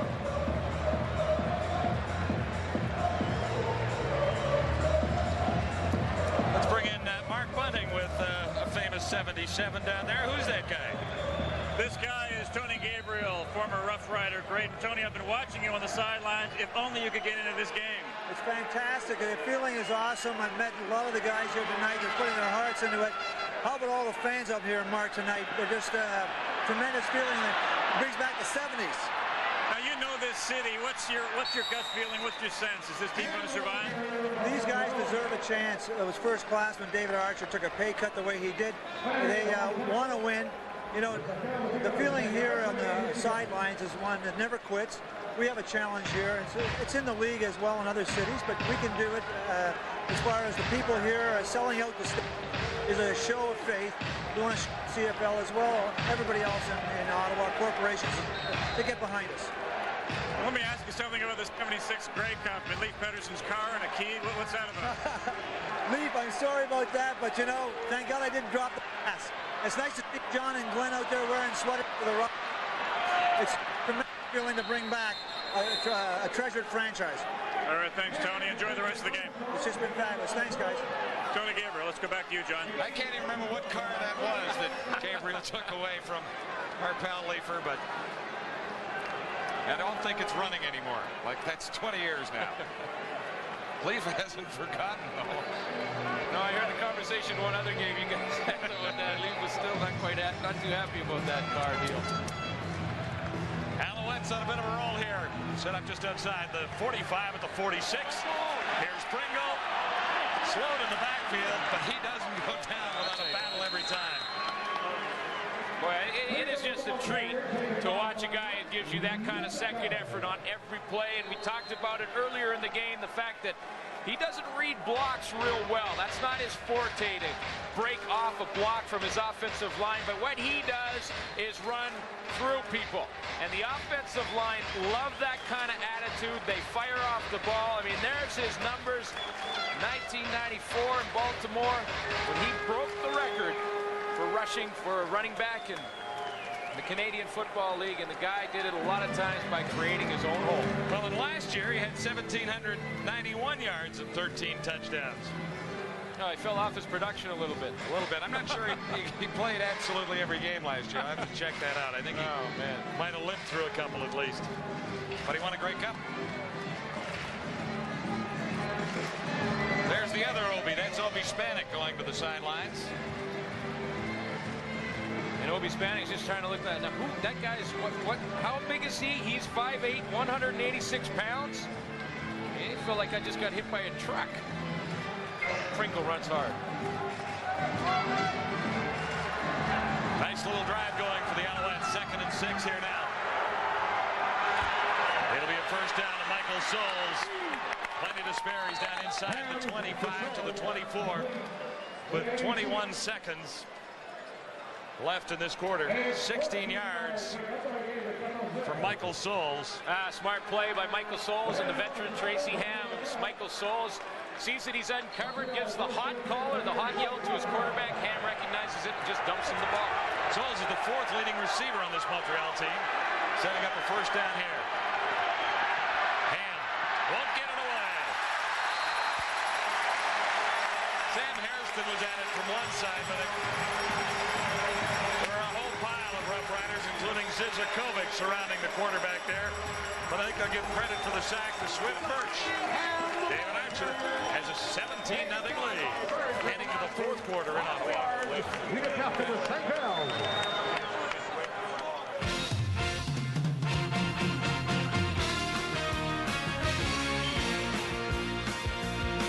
CFL Live at the Quarter, brought to you by Gillette's $250,000 Triple Play Challenge at a retailer near you. Heading into tonight's football game, the Ottawa Rough Riders were last in the league in sacks. They had only recorded 10, but yet they've had all kinds of pressure on Tracy Ham all game long. I think the big reason for that, Darren, is that looking at that defensive scheme that Ottawa is using, and give the Ottawa defensive staff and their defensive coordinator, Joe Moss, a lot of credit. They know that Montreal doesn't have a very strong receiving core. They rely on the run to run the football offensively. They shut the run down. They make Tracy have to throw it. And they're blitzing a lot more than they have in other games because they feel they can cover those receivers when they blitz, and they're doing a heck of a job and giving Tracy all he wants. On the other side of the ball, the Ottawa Rough Riders had given up 41 sacks, but yet David Archer has been able to stay in the pocket and execute on a number of plays. Well, I think he's looked really, really good. I mean, he doesn't have a great offensive line, but what he's done, he's been able to get rid of the football quickly. But don't you get the feeling, I know it's 17-0, but do you not get the feeling? Don't say it. We're just sitting here, waiting. The key is Ottawa's they can't beat themselves in the 4th quarter. I mean, Montreal certainly has the opportunity to come back in this game. 17's not that many. But I get the feeling that just try not to beat yourself. Leaf, if that happens, if Ottawa loses this game, it would be absolutely disastrous. I don't think it's going to happen because Montreal's playing very poorly today. I didn't think that Pringle would have this little of an effect on the team. Peyton hasn't done much at all. They're dropping balls. This is not a good performance for Montreal, which was playing so strong before tonight. Alfred Swank Payton, he has recorded 1 sack in this football game. Mike Pringle, his most notable achievement was the pass that he had for a TD that went right through his hands. Right. Everything is going Ottawa's way. Let's return to Frank Clair Stadium. Here are John and Glenn. Well, we've still got the jerseys on. It seems to be helping a little bit. They haven't called for us to rush down and help out or anything. Well, now I've got 27 because, I was 27 when I played, but I'm wondering why you chose 10. I had a choice of 77 or 12, but I took 10, my all-time favorite Rough Rider. Now, let me try and remember. Who was that? Bob O'Billovich. No! I can't say anything now. There you go. You know what? I know the Ottawa franchise is in dire straits, but if they call you two guys to come down from the broadcast booth and to actually play, fold the franchise. Well, it'd be the option. Dave Wellesley, it's Leifer here, and I think there's great similarities between you and Bob O'Billovich wearing that number. Neither one of you played football. Hey, Wellesley, That's a shot. I'll tell you what, I can't believe that you could even fill that jersey out. It's pretty tight. I want to know if you can catch something just like That looked like Obi when that pass went through his hands in the Grey Cup. Anyway, we better get back to the game here. We're going to try a field goal. Jock Climby will try to hold this one properly for the 3rd time tonight, and he gets it. So the Alouettes are finally on the scoreboard after a lengthy drive. The score now, Riders 17, Montreal Alouettes 3. Well, Jock Climby's had his trouble catching Quinn Magnuson snaps. This one is took a little off it. Climby comes up with the catch, clean hold, and when that happens, timing-wise, it's pretty easy for the kicker to put the short one through, and Terry Baker goes over and says, "Thank you for getting one on the tee." It's taken a while right into the fourth quarter for Tracy Ham to engineer a scoring drive. John Climby's had a tough night in that respect, but he's new on the job, and it's a tough job. It is, and I'll tell you, it's not easy. I mean, it's 1.3 seconds from the time the ball is snapped to the time it's kicked. You're kind of in the middle of that 1.3 as the holder. You got to get it down, turn the laces away, and put it in the position the kicker likes. And when Bob Price asked John Climby, or asked the team who can hold when Jimmy Kemp was traded to Saskatchewan, no one put their hands up. They kind of had to go and lobby the players on the team to find out who would. And John Climby said, well, listen, if no one's going to do it, well, hey, I'll do it. I don't really want to. I don't really want the job, but I'll take it if no one will. And so. Yeah, but I remember why you took the job. Well, I took it to keep a job. Yeah, I mean, you had to be versatile, right?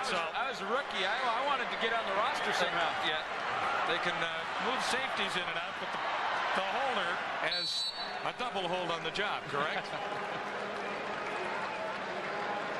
Numbers in the third quarter as we watch David Archer try and get the Ottawa Rough Riders moving again. Or numbers through the third quarter and the stats for Subway: 223 net yards for the Alouettes compared to 244 for the Riders. Time of possession has flipped around a little bit. Well, that third quarter has really been Tracy Ham's. He's moved the ball effectively. He hasn't scored when he got in the red zone, but he's put a couple of real nice drives together and then been in some second and real long situations that he's converted. So Montreal has taken some of the momentum back. It's up to David Archer to get it back on his side. Beginning just outside the 20.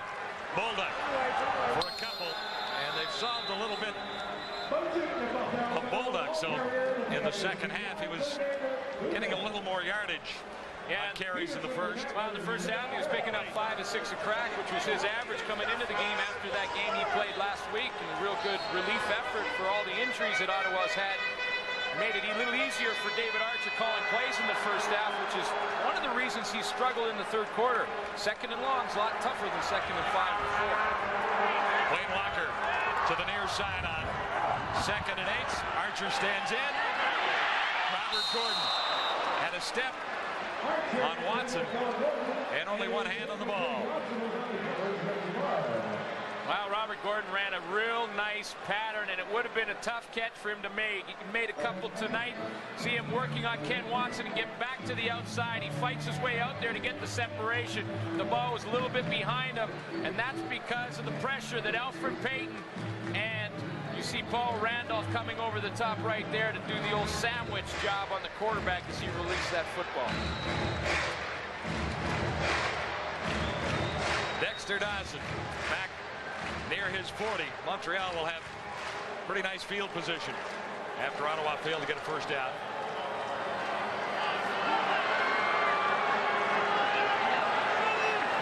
Family taking all kinds of time. Now calls for it. Not deep.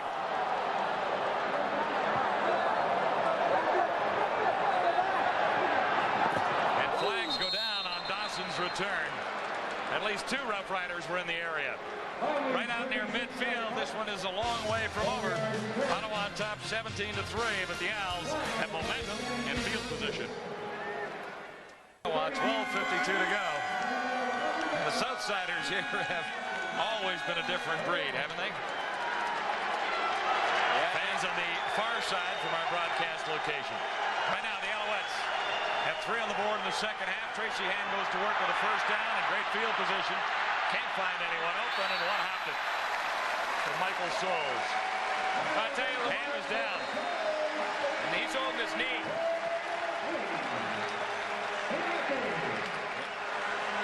And an anguished look on the head coach's face. Well, you know that Bob Price is concerned, no question. I mean, this is his guy. This is the guy who's last year's MVP for Baltimore in the Grey Cup game, and they can ill afford to lose him. I mean, see the job he does to get some outside, get to the outside, and then Sam Hairston brings him down. And you saw right there his right knee just gets twisted as he goes to the turf. Looks like his foot got caught, and the artificial surface twisted that knee, and he looks like he's in pain. Warming up on the sidelines, Tommy Fraser, who has not thrown a pass in the Canadian Football League yet. Timeout while they attend to Tracy. Ottawa on top 17-3 on CFL Live from Ottawa.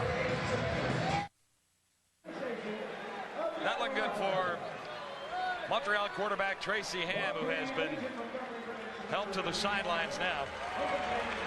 And he is finished for the night. It looks like it could be a fairly serious injury. Even from up here. He's in a lot of pain. They were checking out his knee while he was lying on the turf, and when he first got up, he could barely put any weight on that right leg, and he's putting very little on it right now, and that's devastating news for Montreal. And we'll get a look at Tommy Fraser. Playing his first down. The Canadian Football League had a pretty good week of practice, according to the coach. Throwing on the run here. And his first CFL pass. Oh, thought it might have been intercepted. Not down. Frank West. Yeah, it should have been done. It should have been intercepted. Yeah, Frank West and Joe Merrill were both trying to outbid each other. I mean, they were having negotiations there while the ball was flying through the air as to who was going to pick up that interception. They couldn't come to an agreement, and the ball hit the ground. I mean, they were both sitting there waiting for it like it was a punt return. I mean, here comes the pass from Tommy Fraser. He gets nailed after he throws it, and look at this. 8 and 5 They should have shared that rather than being greedy. Third down. Baker in again. Wilhite back. And this one rolling out behind Frank West down near the 20-yard line. Well, I've heard of side arming it. That looked kind of like side legging it. Trying to angle it to the sideline. You see Tracy Ham still in pain on that sideline as they check out the knee. You know, it didn't look like a real hard, vicious hit, but a lot of times the bad injuries aren't. I mean, he goes down to the ground. You see him jam that knee as it hit the turf. It was the right knee he grabs immediately. That's what they're checking out. And didn't look all that hard of a hit, but when he jammed it into the turf, that's when he sustained it, and it doesn't look like he'll be back. 11:54 to go. We're into the final quarter with Ottawa on top. 17-3. Archer on first down. And boy, there's another drop pass. Wayne Walker had a chance. There's a flag over there. I think Wayne Walker is discussing the fact that he may have been interfered with. Jason Bryant was covering on Walker, and it could very well be the case.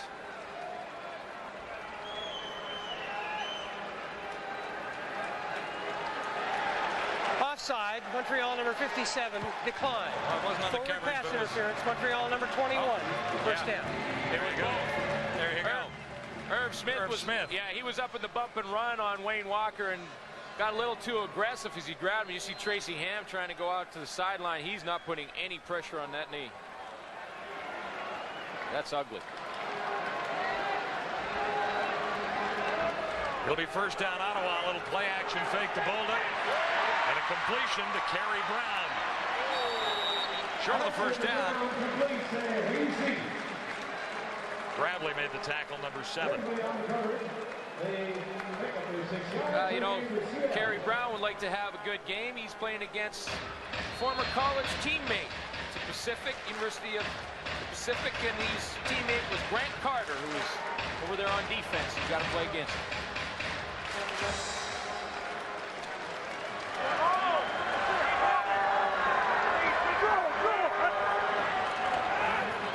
Second and about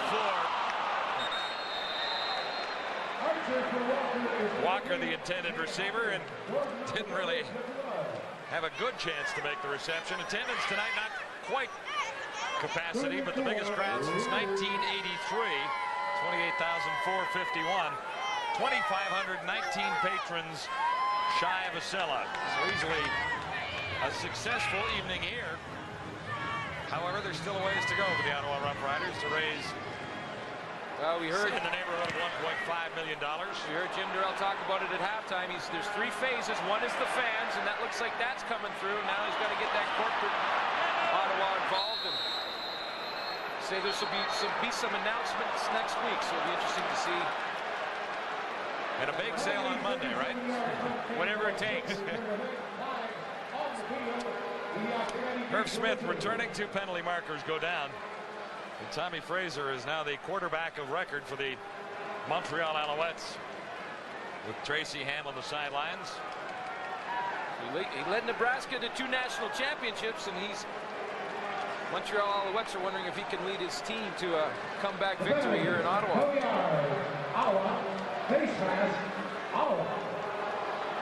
Two penalties against the Rough Riders about to be called here.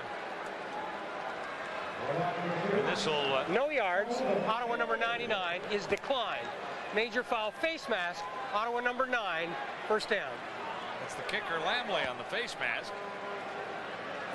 How does Wayne Lamley get a face mask penalty? I'm not quite sure how that... These kickers got to stop thinking they can cover kicks. Just kick it. So Paul McCallum got hurt in Saskatchewan. He kicked off his very first kickoff, ran down there, got hurt. Tommy Fraser getting his chance to show what he can do. But Doc Price sure likes him. He said if you were going to make the mold of a Canadian Football League quarterback, it'd be number 4. Pringle gets the call, and he's out to the 40. And stopped short of a first down by Jeff Cummins. Yeah, he'll get nailed for the face mask there. That was blatantly face masking. I don't think Jeff Cummins really knew he had that face mask. He just grabbed onto something and wouldn't let go. Major foul, face mask. Ottawa number 99, first down. Jeff Cummins is right here in the screen going after Mike Pringle. You see him get it right there. He hangs on, does not let go, and that is no question face mask penalty. Well, this drive has moved right along for Montreal, but they really haven't done anything with it. They've taken advantage of all the Ottawa penalties, a couple of big ones. Now set up outside the 25 at the 26, first down.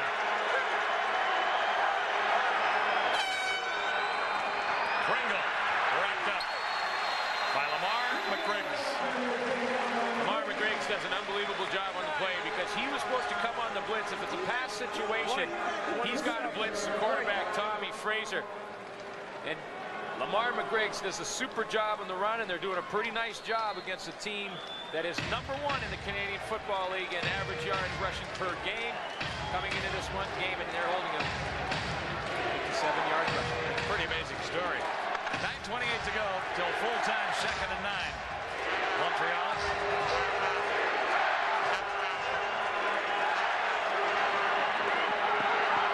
Fraser's first pass was incomplete. His second one goes to the end zone, incomplete.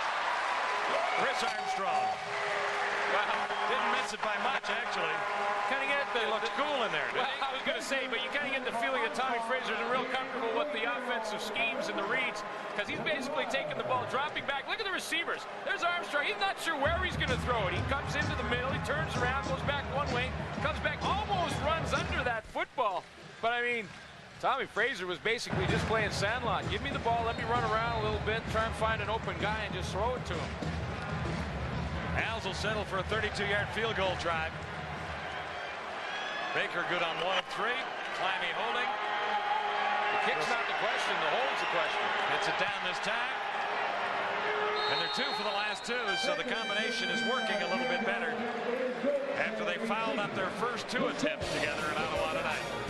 Now 17-6, Ottawa hanging on to the lead. In this one, that's a total of 45 sacks allowed. Doug Peterson gets to him this time. Is real good bull rush by Doug Peterson. He just keeps working and working. He's actually goes by Chuck Esty and Sean Daniels. Big, here he is right here, and he's just going to come up the field, keep working as David Archer gets in the shotgun. He's a very strong defensive lineman. In fact, he benches close to 600 pounds. I mean, that's like a minivan, isn't it? I'm not sure how much a minivan weighs, but it's got to be close. Well, maybe a minivan.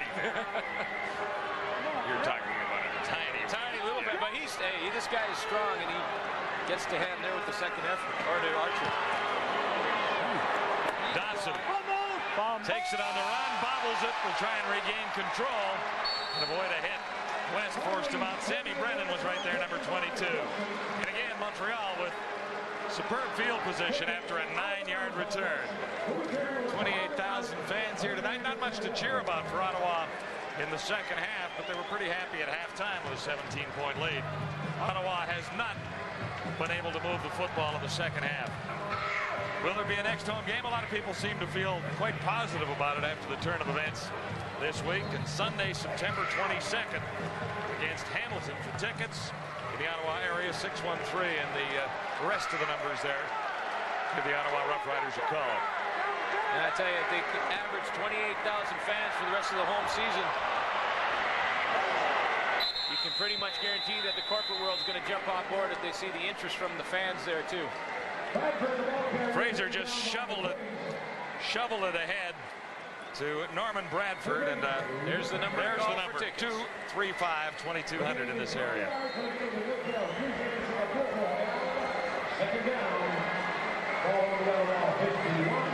So it'll be second down and a yard to go. 6:39 to go, fourth quarter. Ottawa hanging on to an 11-point lead. First completion for Fraser to Norman Bradford. He made it to the 50, and I'm not sure he's got the first down. Where are they going to spot it? Yeah, it looks like it. Yeah, he's going to be just over the first down marker. Now, this is what you do for the young quarterback, Tommy Fraser. I mean, Bob Price knows he doesn't have a lot of experience about reading the defense, so he's just going to give him the odd. Hand the ball off to Norman Bradford and Mike Pringle on first down, and on second down, let's keep it short and simple. We'll dump the ball to Norman Bradford or Mike Pringle coming out of the backfield so that Tommy Fraser doesn't have to make too many reads. And see, Norman Bradford is down right now, getting up slowly. Took a pretty good hit from Dwayne Knight.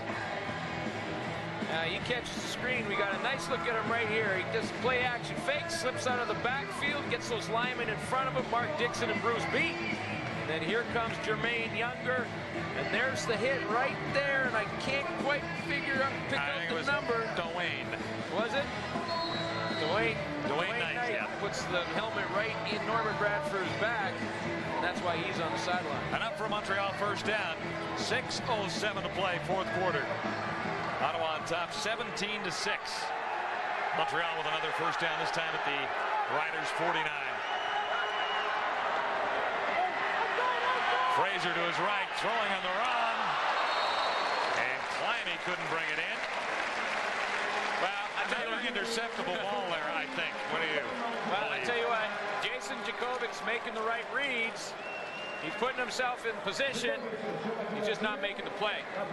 And this is a second straight out interception that Jason Jacobic's has had on second down.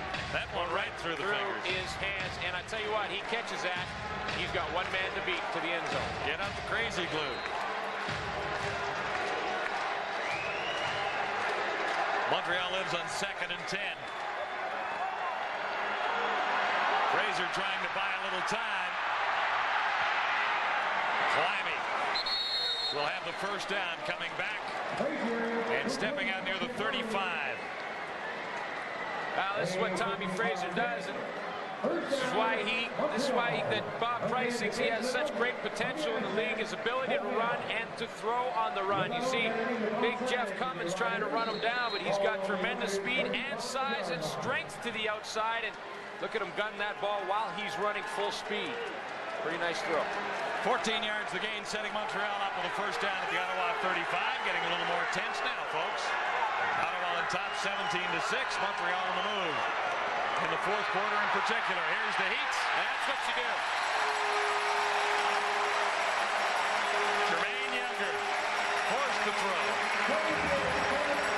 That's what you do. That's what you do when you have a young quarterback in there defensively, as you said in the house. And Jermaine Younger from his middle linebacker position is right here. He's going to take off on the blitz right down the gut. And when Tommy Fraser takes that snap, all he sees is the black number 56, the black jersey coming right at him, and he doesn't have a chance to get that ball off. Little 10. Look at the intensity in those eyes. 2nd and 10, long toss. Picked off. Ken Wilhite, he's had an outstanding ball game. Great interception and a nice return forming here for Wilhite. Finally surrenders. He's been running all night long. He stole this one in the end zone. Joey Young was the intended receiver. Looked like it had 6 written all over it. You know what? Kenny Wilhite baited him there. That's what we call it in the defensive backfield.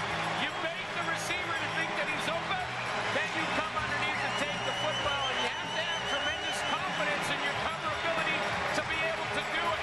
You have to leave the receiver slightly open as you trail him, and then when the ball is thrown, the quarterback thinks he's open.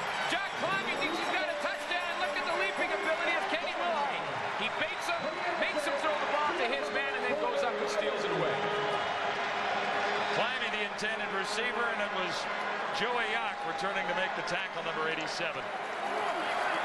4 turnovers by the Alouettes now. 1st and 10, Ottawa. Little fake there. And Bolda makes the catch.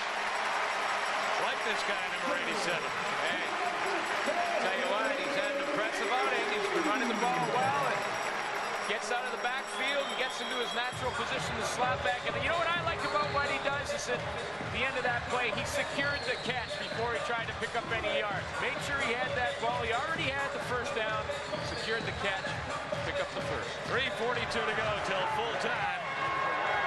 Ottawa trying to hang on to a lead.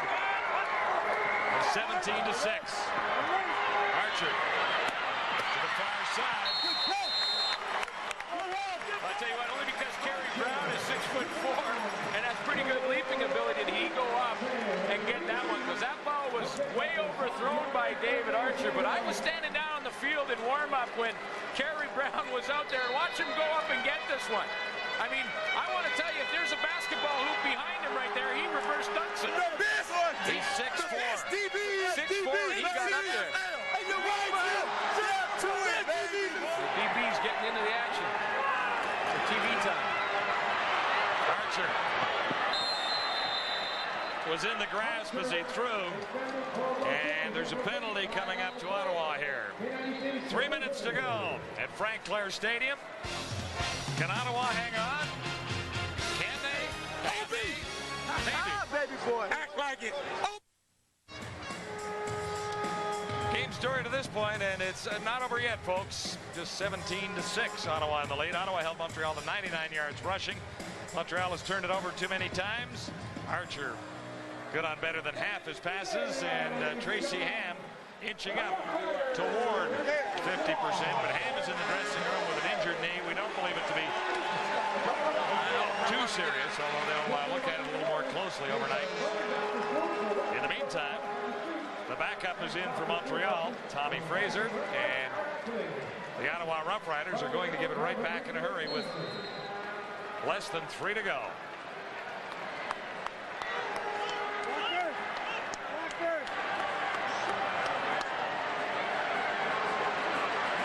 Lamley from his 31.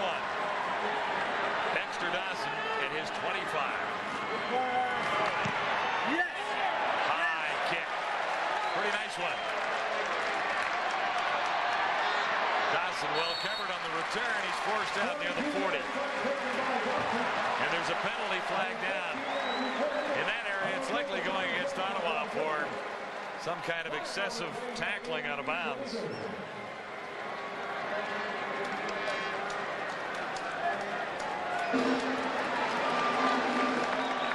What was it?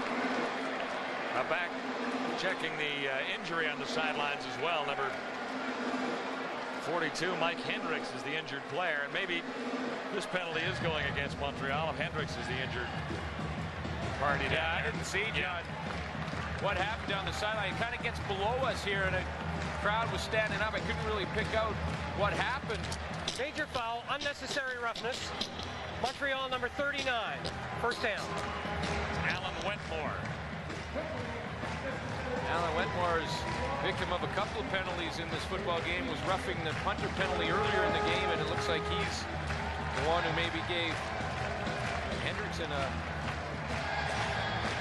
gave Hendricks a shot.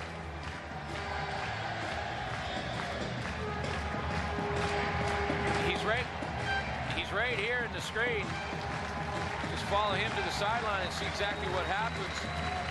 Alan Wentmore, well, Alan Wentmore didn't hit him. It looked like Hendricks just hurt himself running over there, maybe a hamstring or a calf injury. Wentmore actually hit one of the other Ottawa Rough Rider covermen.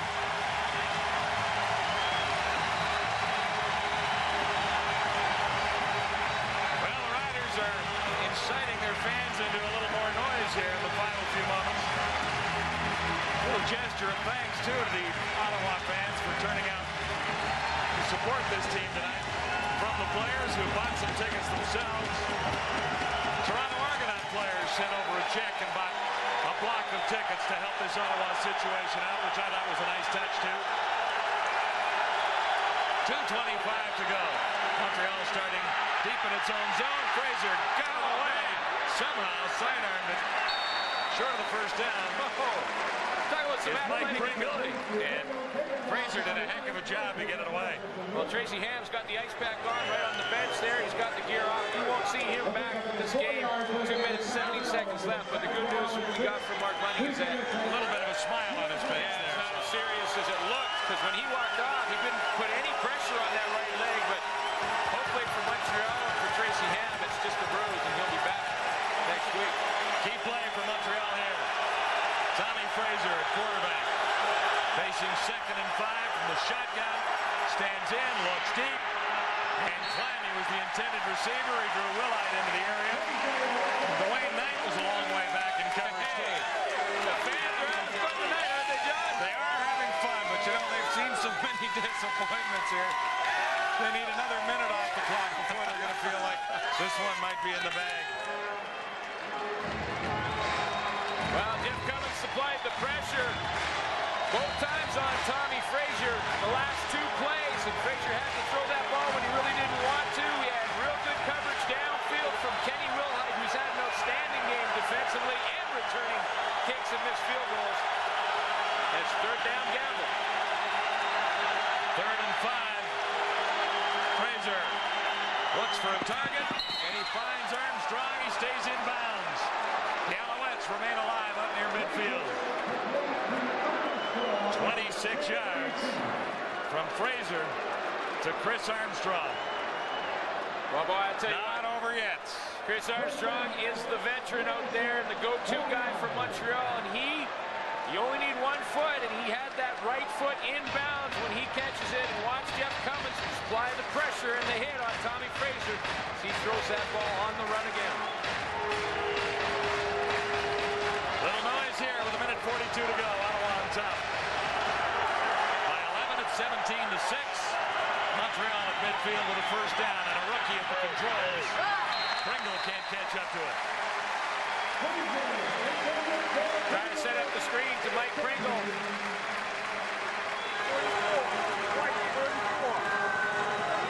Bob Price, the head coach for Montreal, wants to keep it simple for Tommy Fraser.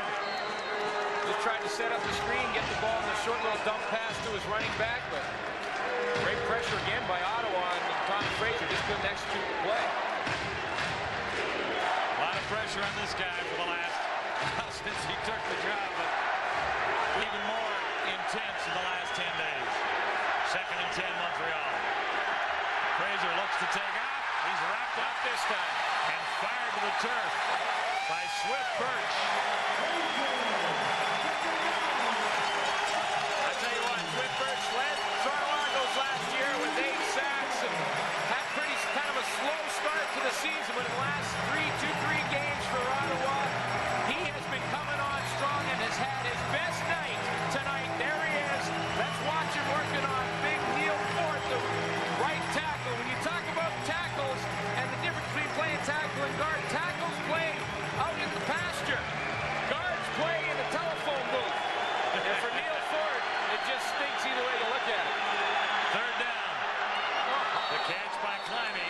The Alouettes had hope yet with 1:06 to go. Oh, they say no catch. No, he was rocked. I thought Climby held on. And you know, he wants... Jermaine Younger was there. Well, I tell you what, Jack Climby is practicing law. You know, he wants a sidebar. He wants to object to the ruling. Jim Durrell has the win he needed. And an almost full house for the president of the Ottawa Rough Riders. All right. Well, I tell you what, John Payne looks like a genius right now with Jermaine Younger, who has made some tremendous plays and been the key component to stopping that Montreal running attack, and then comes up with a huge hit there on a 3rd down gamble. These Ottawa Rough Riders have had a devil of a time trying to win football games again this season. They look like they've got number 2 wrapped up here with 1:06 to go. An 11-point lead, and Archer has his hands on the football again. Keep it simple here. Bulldog broke 1-2, lost the ball. Oh, man. And I'm not sure who got it. Looks like Montreal got a crack at it. 2 Rough Riders had an opportunity. Yeah, Grant Carter got it back. He's giving Montreal has had a great game for this Ottawa football team in relief, but boy, in a crucial situation, he puts the football on the turf, and a guy who's been probably the best defensive player for the Montreal Alouettes comes up with the ball. Held the ball in his two hands, didn't tuck it away from the beginning, and when he got the hit there, I believe it was by Grant Carter initially, and then as that ball squirts around on the ground, it's Carter who actually comes up with the fumble as well. So the Iowa Rough Riders asked their defense to come up with one more big series. 57 seconds on the clock unofficially. It's 17-6 Ottawa. Fraser, the rookie at quarterback, stands in and throws for Armstrong. It hit Dwayne Knight. Yeah, it's cover two coverage with little man help underneath. Dwayne Knight's responsible for running with the slot back down the seam, but he knows he's got over-the-top help from Kenny Wilhite. So that way he can stay in the trail position. Dwayne Knight did it perfectly there, and that ball hit him right in the back. From the Ottawa 53. 2nd and 10, Montreal. There's what remains.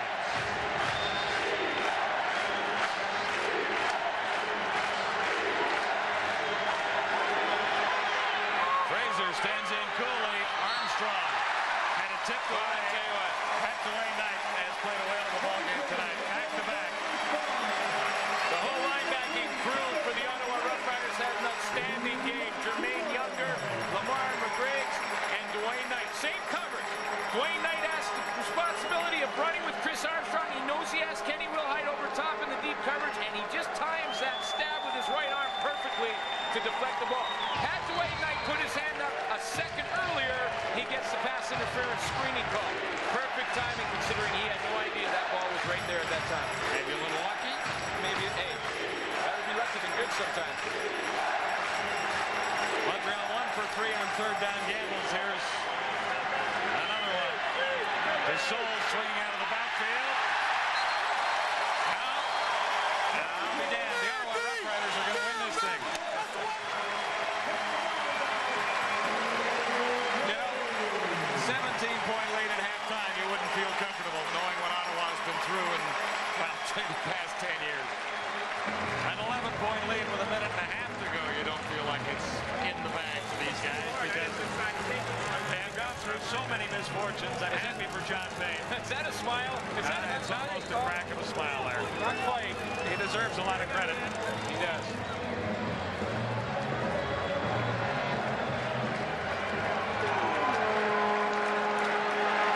Montreal has turned it over 6 times now.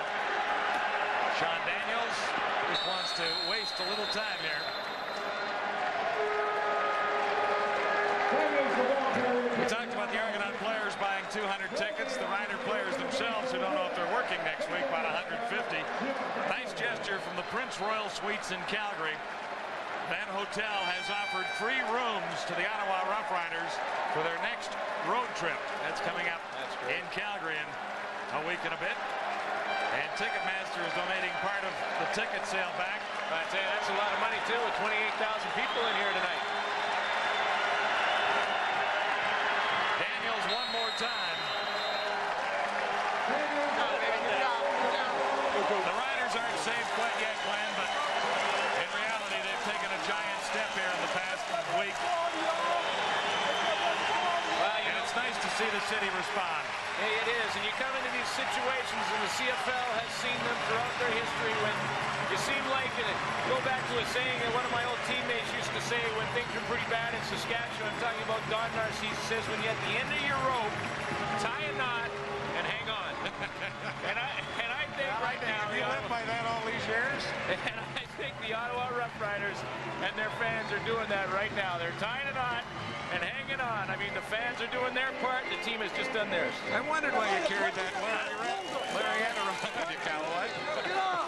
Hey, we had some of those years in Saskatchewan, the telethons and rallying the fans. They came through, and Saskatchewan, one of the success stories this year, and one of the strong franchise attendance-wise. Payne is still coaching on the sidelines with 9 seconds left, wanting a timeout to finish this thing off. But it's in the bag now for Ottawa. 17-6.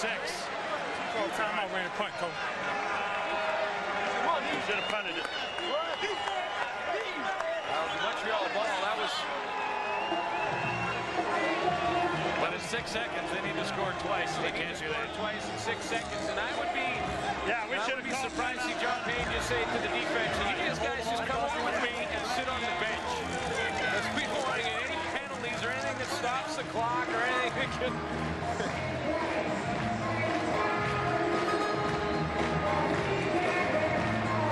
Former Mayor Jim Durrell, now president of the Ottawa Rough Riders, trying to save the franchise.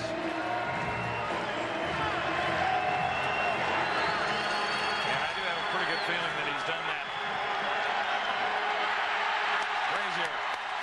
That's one gone. The flag. And they're firing again here. There's a big roar. John Payne covered in the athletic juice on the sidelines there. The Riders live to wave the flag another day. September 9th is still the D-Day, but it's a fun ballpark to be in tonight. I'm glad we were here. I tell you what, John, when you look at the atmosphere that we felt tonight, I mean, even from the opening gun and the tension and emotion that these players and coaching staff had in Ottawa, and you think back to the history, we saw the interview with with Gabriel on the sideline, and you just, it's hard to imagine Canadian football without Ottawa involved. Well, if this team crumbles in mid-season, the league has got a major problem. I mean, check this out. I mean, here's a marquee player who's going to walk around, and I bet you know what? I know what kind of guy David Archer is. He'd like to go up there and personally shake the hands of the 28,000 plus people that are in the stands. His whole team has felt this way, and he's over there congratulating them for coming out and supporting him when they need him the most. He's walked the entire ballpark here tonight. Nice moment. Kind of emotional down there, isn't it? It really is. Well, they did more than win a football game tonight. They saved this franchise, I do believe. The Riders will live to play another day after over 28,000 show up to watch Archer lead them to a 17-6 victory over Montreal. The definition of radical. To depart from the norm. To stand up for what's important with courage. Players of the game. On defense, we like this guy. Honorable mention to a couple of others, but Dwayne Knight made a couple of key plays late. Yeah, I'll give honorable mention to Kenny Wilhite, who did a nice job in coverage and returning some kicks, but Dwayne Knight did a super job and in some key situations late. He had a couple of knockdowns. This guy led the offense and then cheered the real stars of the show in this one tonight. David Archer got the job done. Good first half and enough. Yeah, for the victory. Players of the game to the Ottawa Rough Rider football fans who don't want to go home tonight. They're hanging in here. They think they've saved their football team. Quite likely, all the cheering has helped.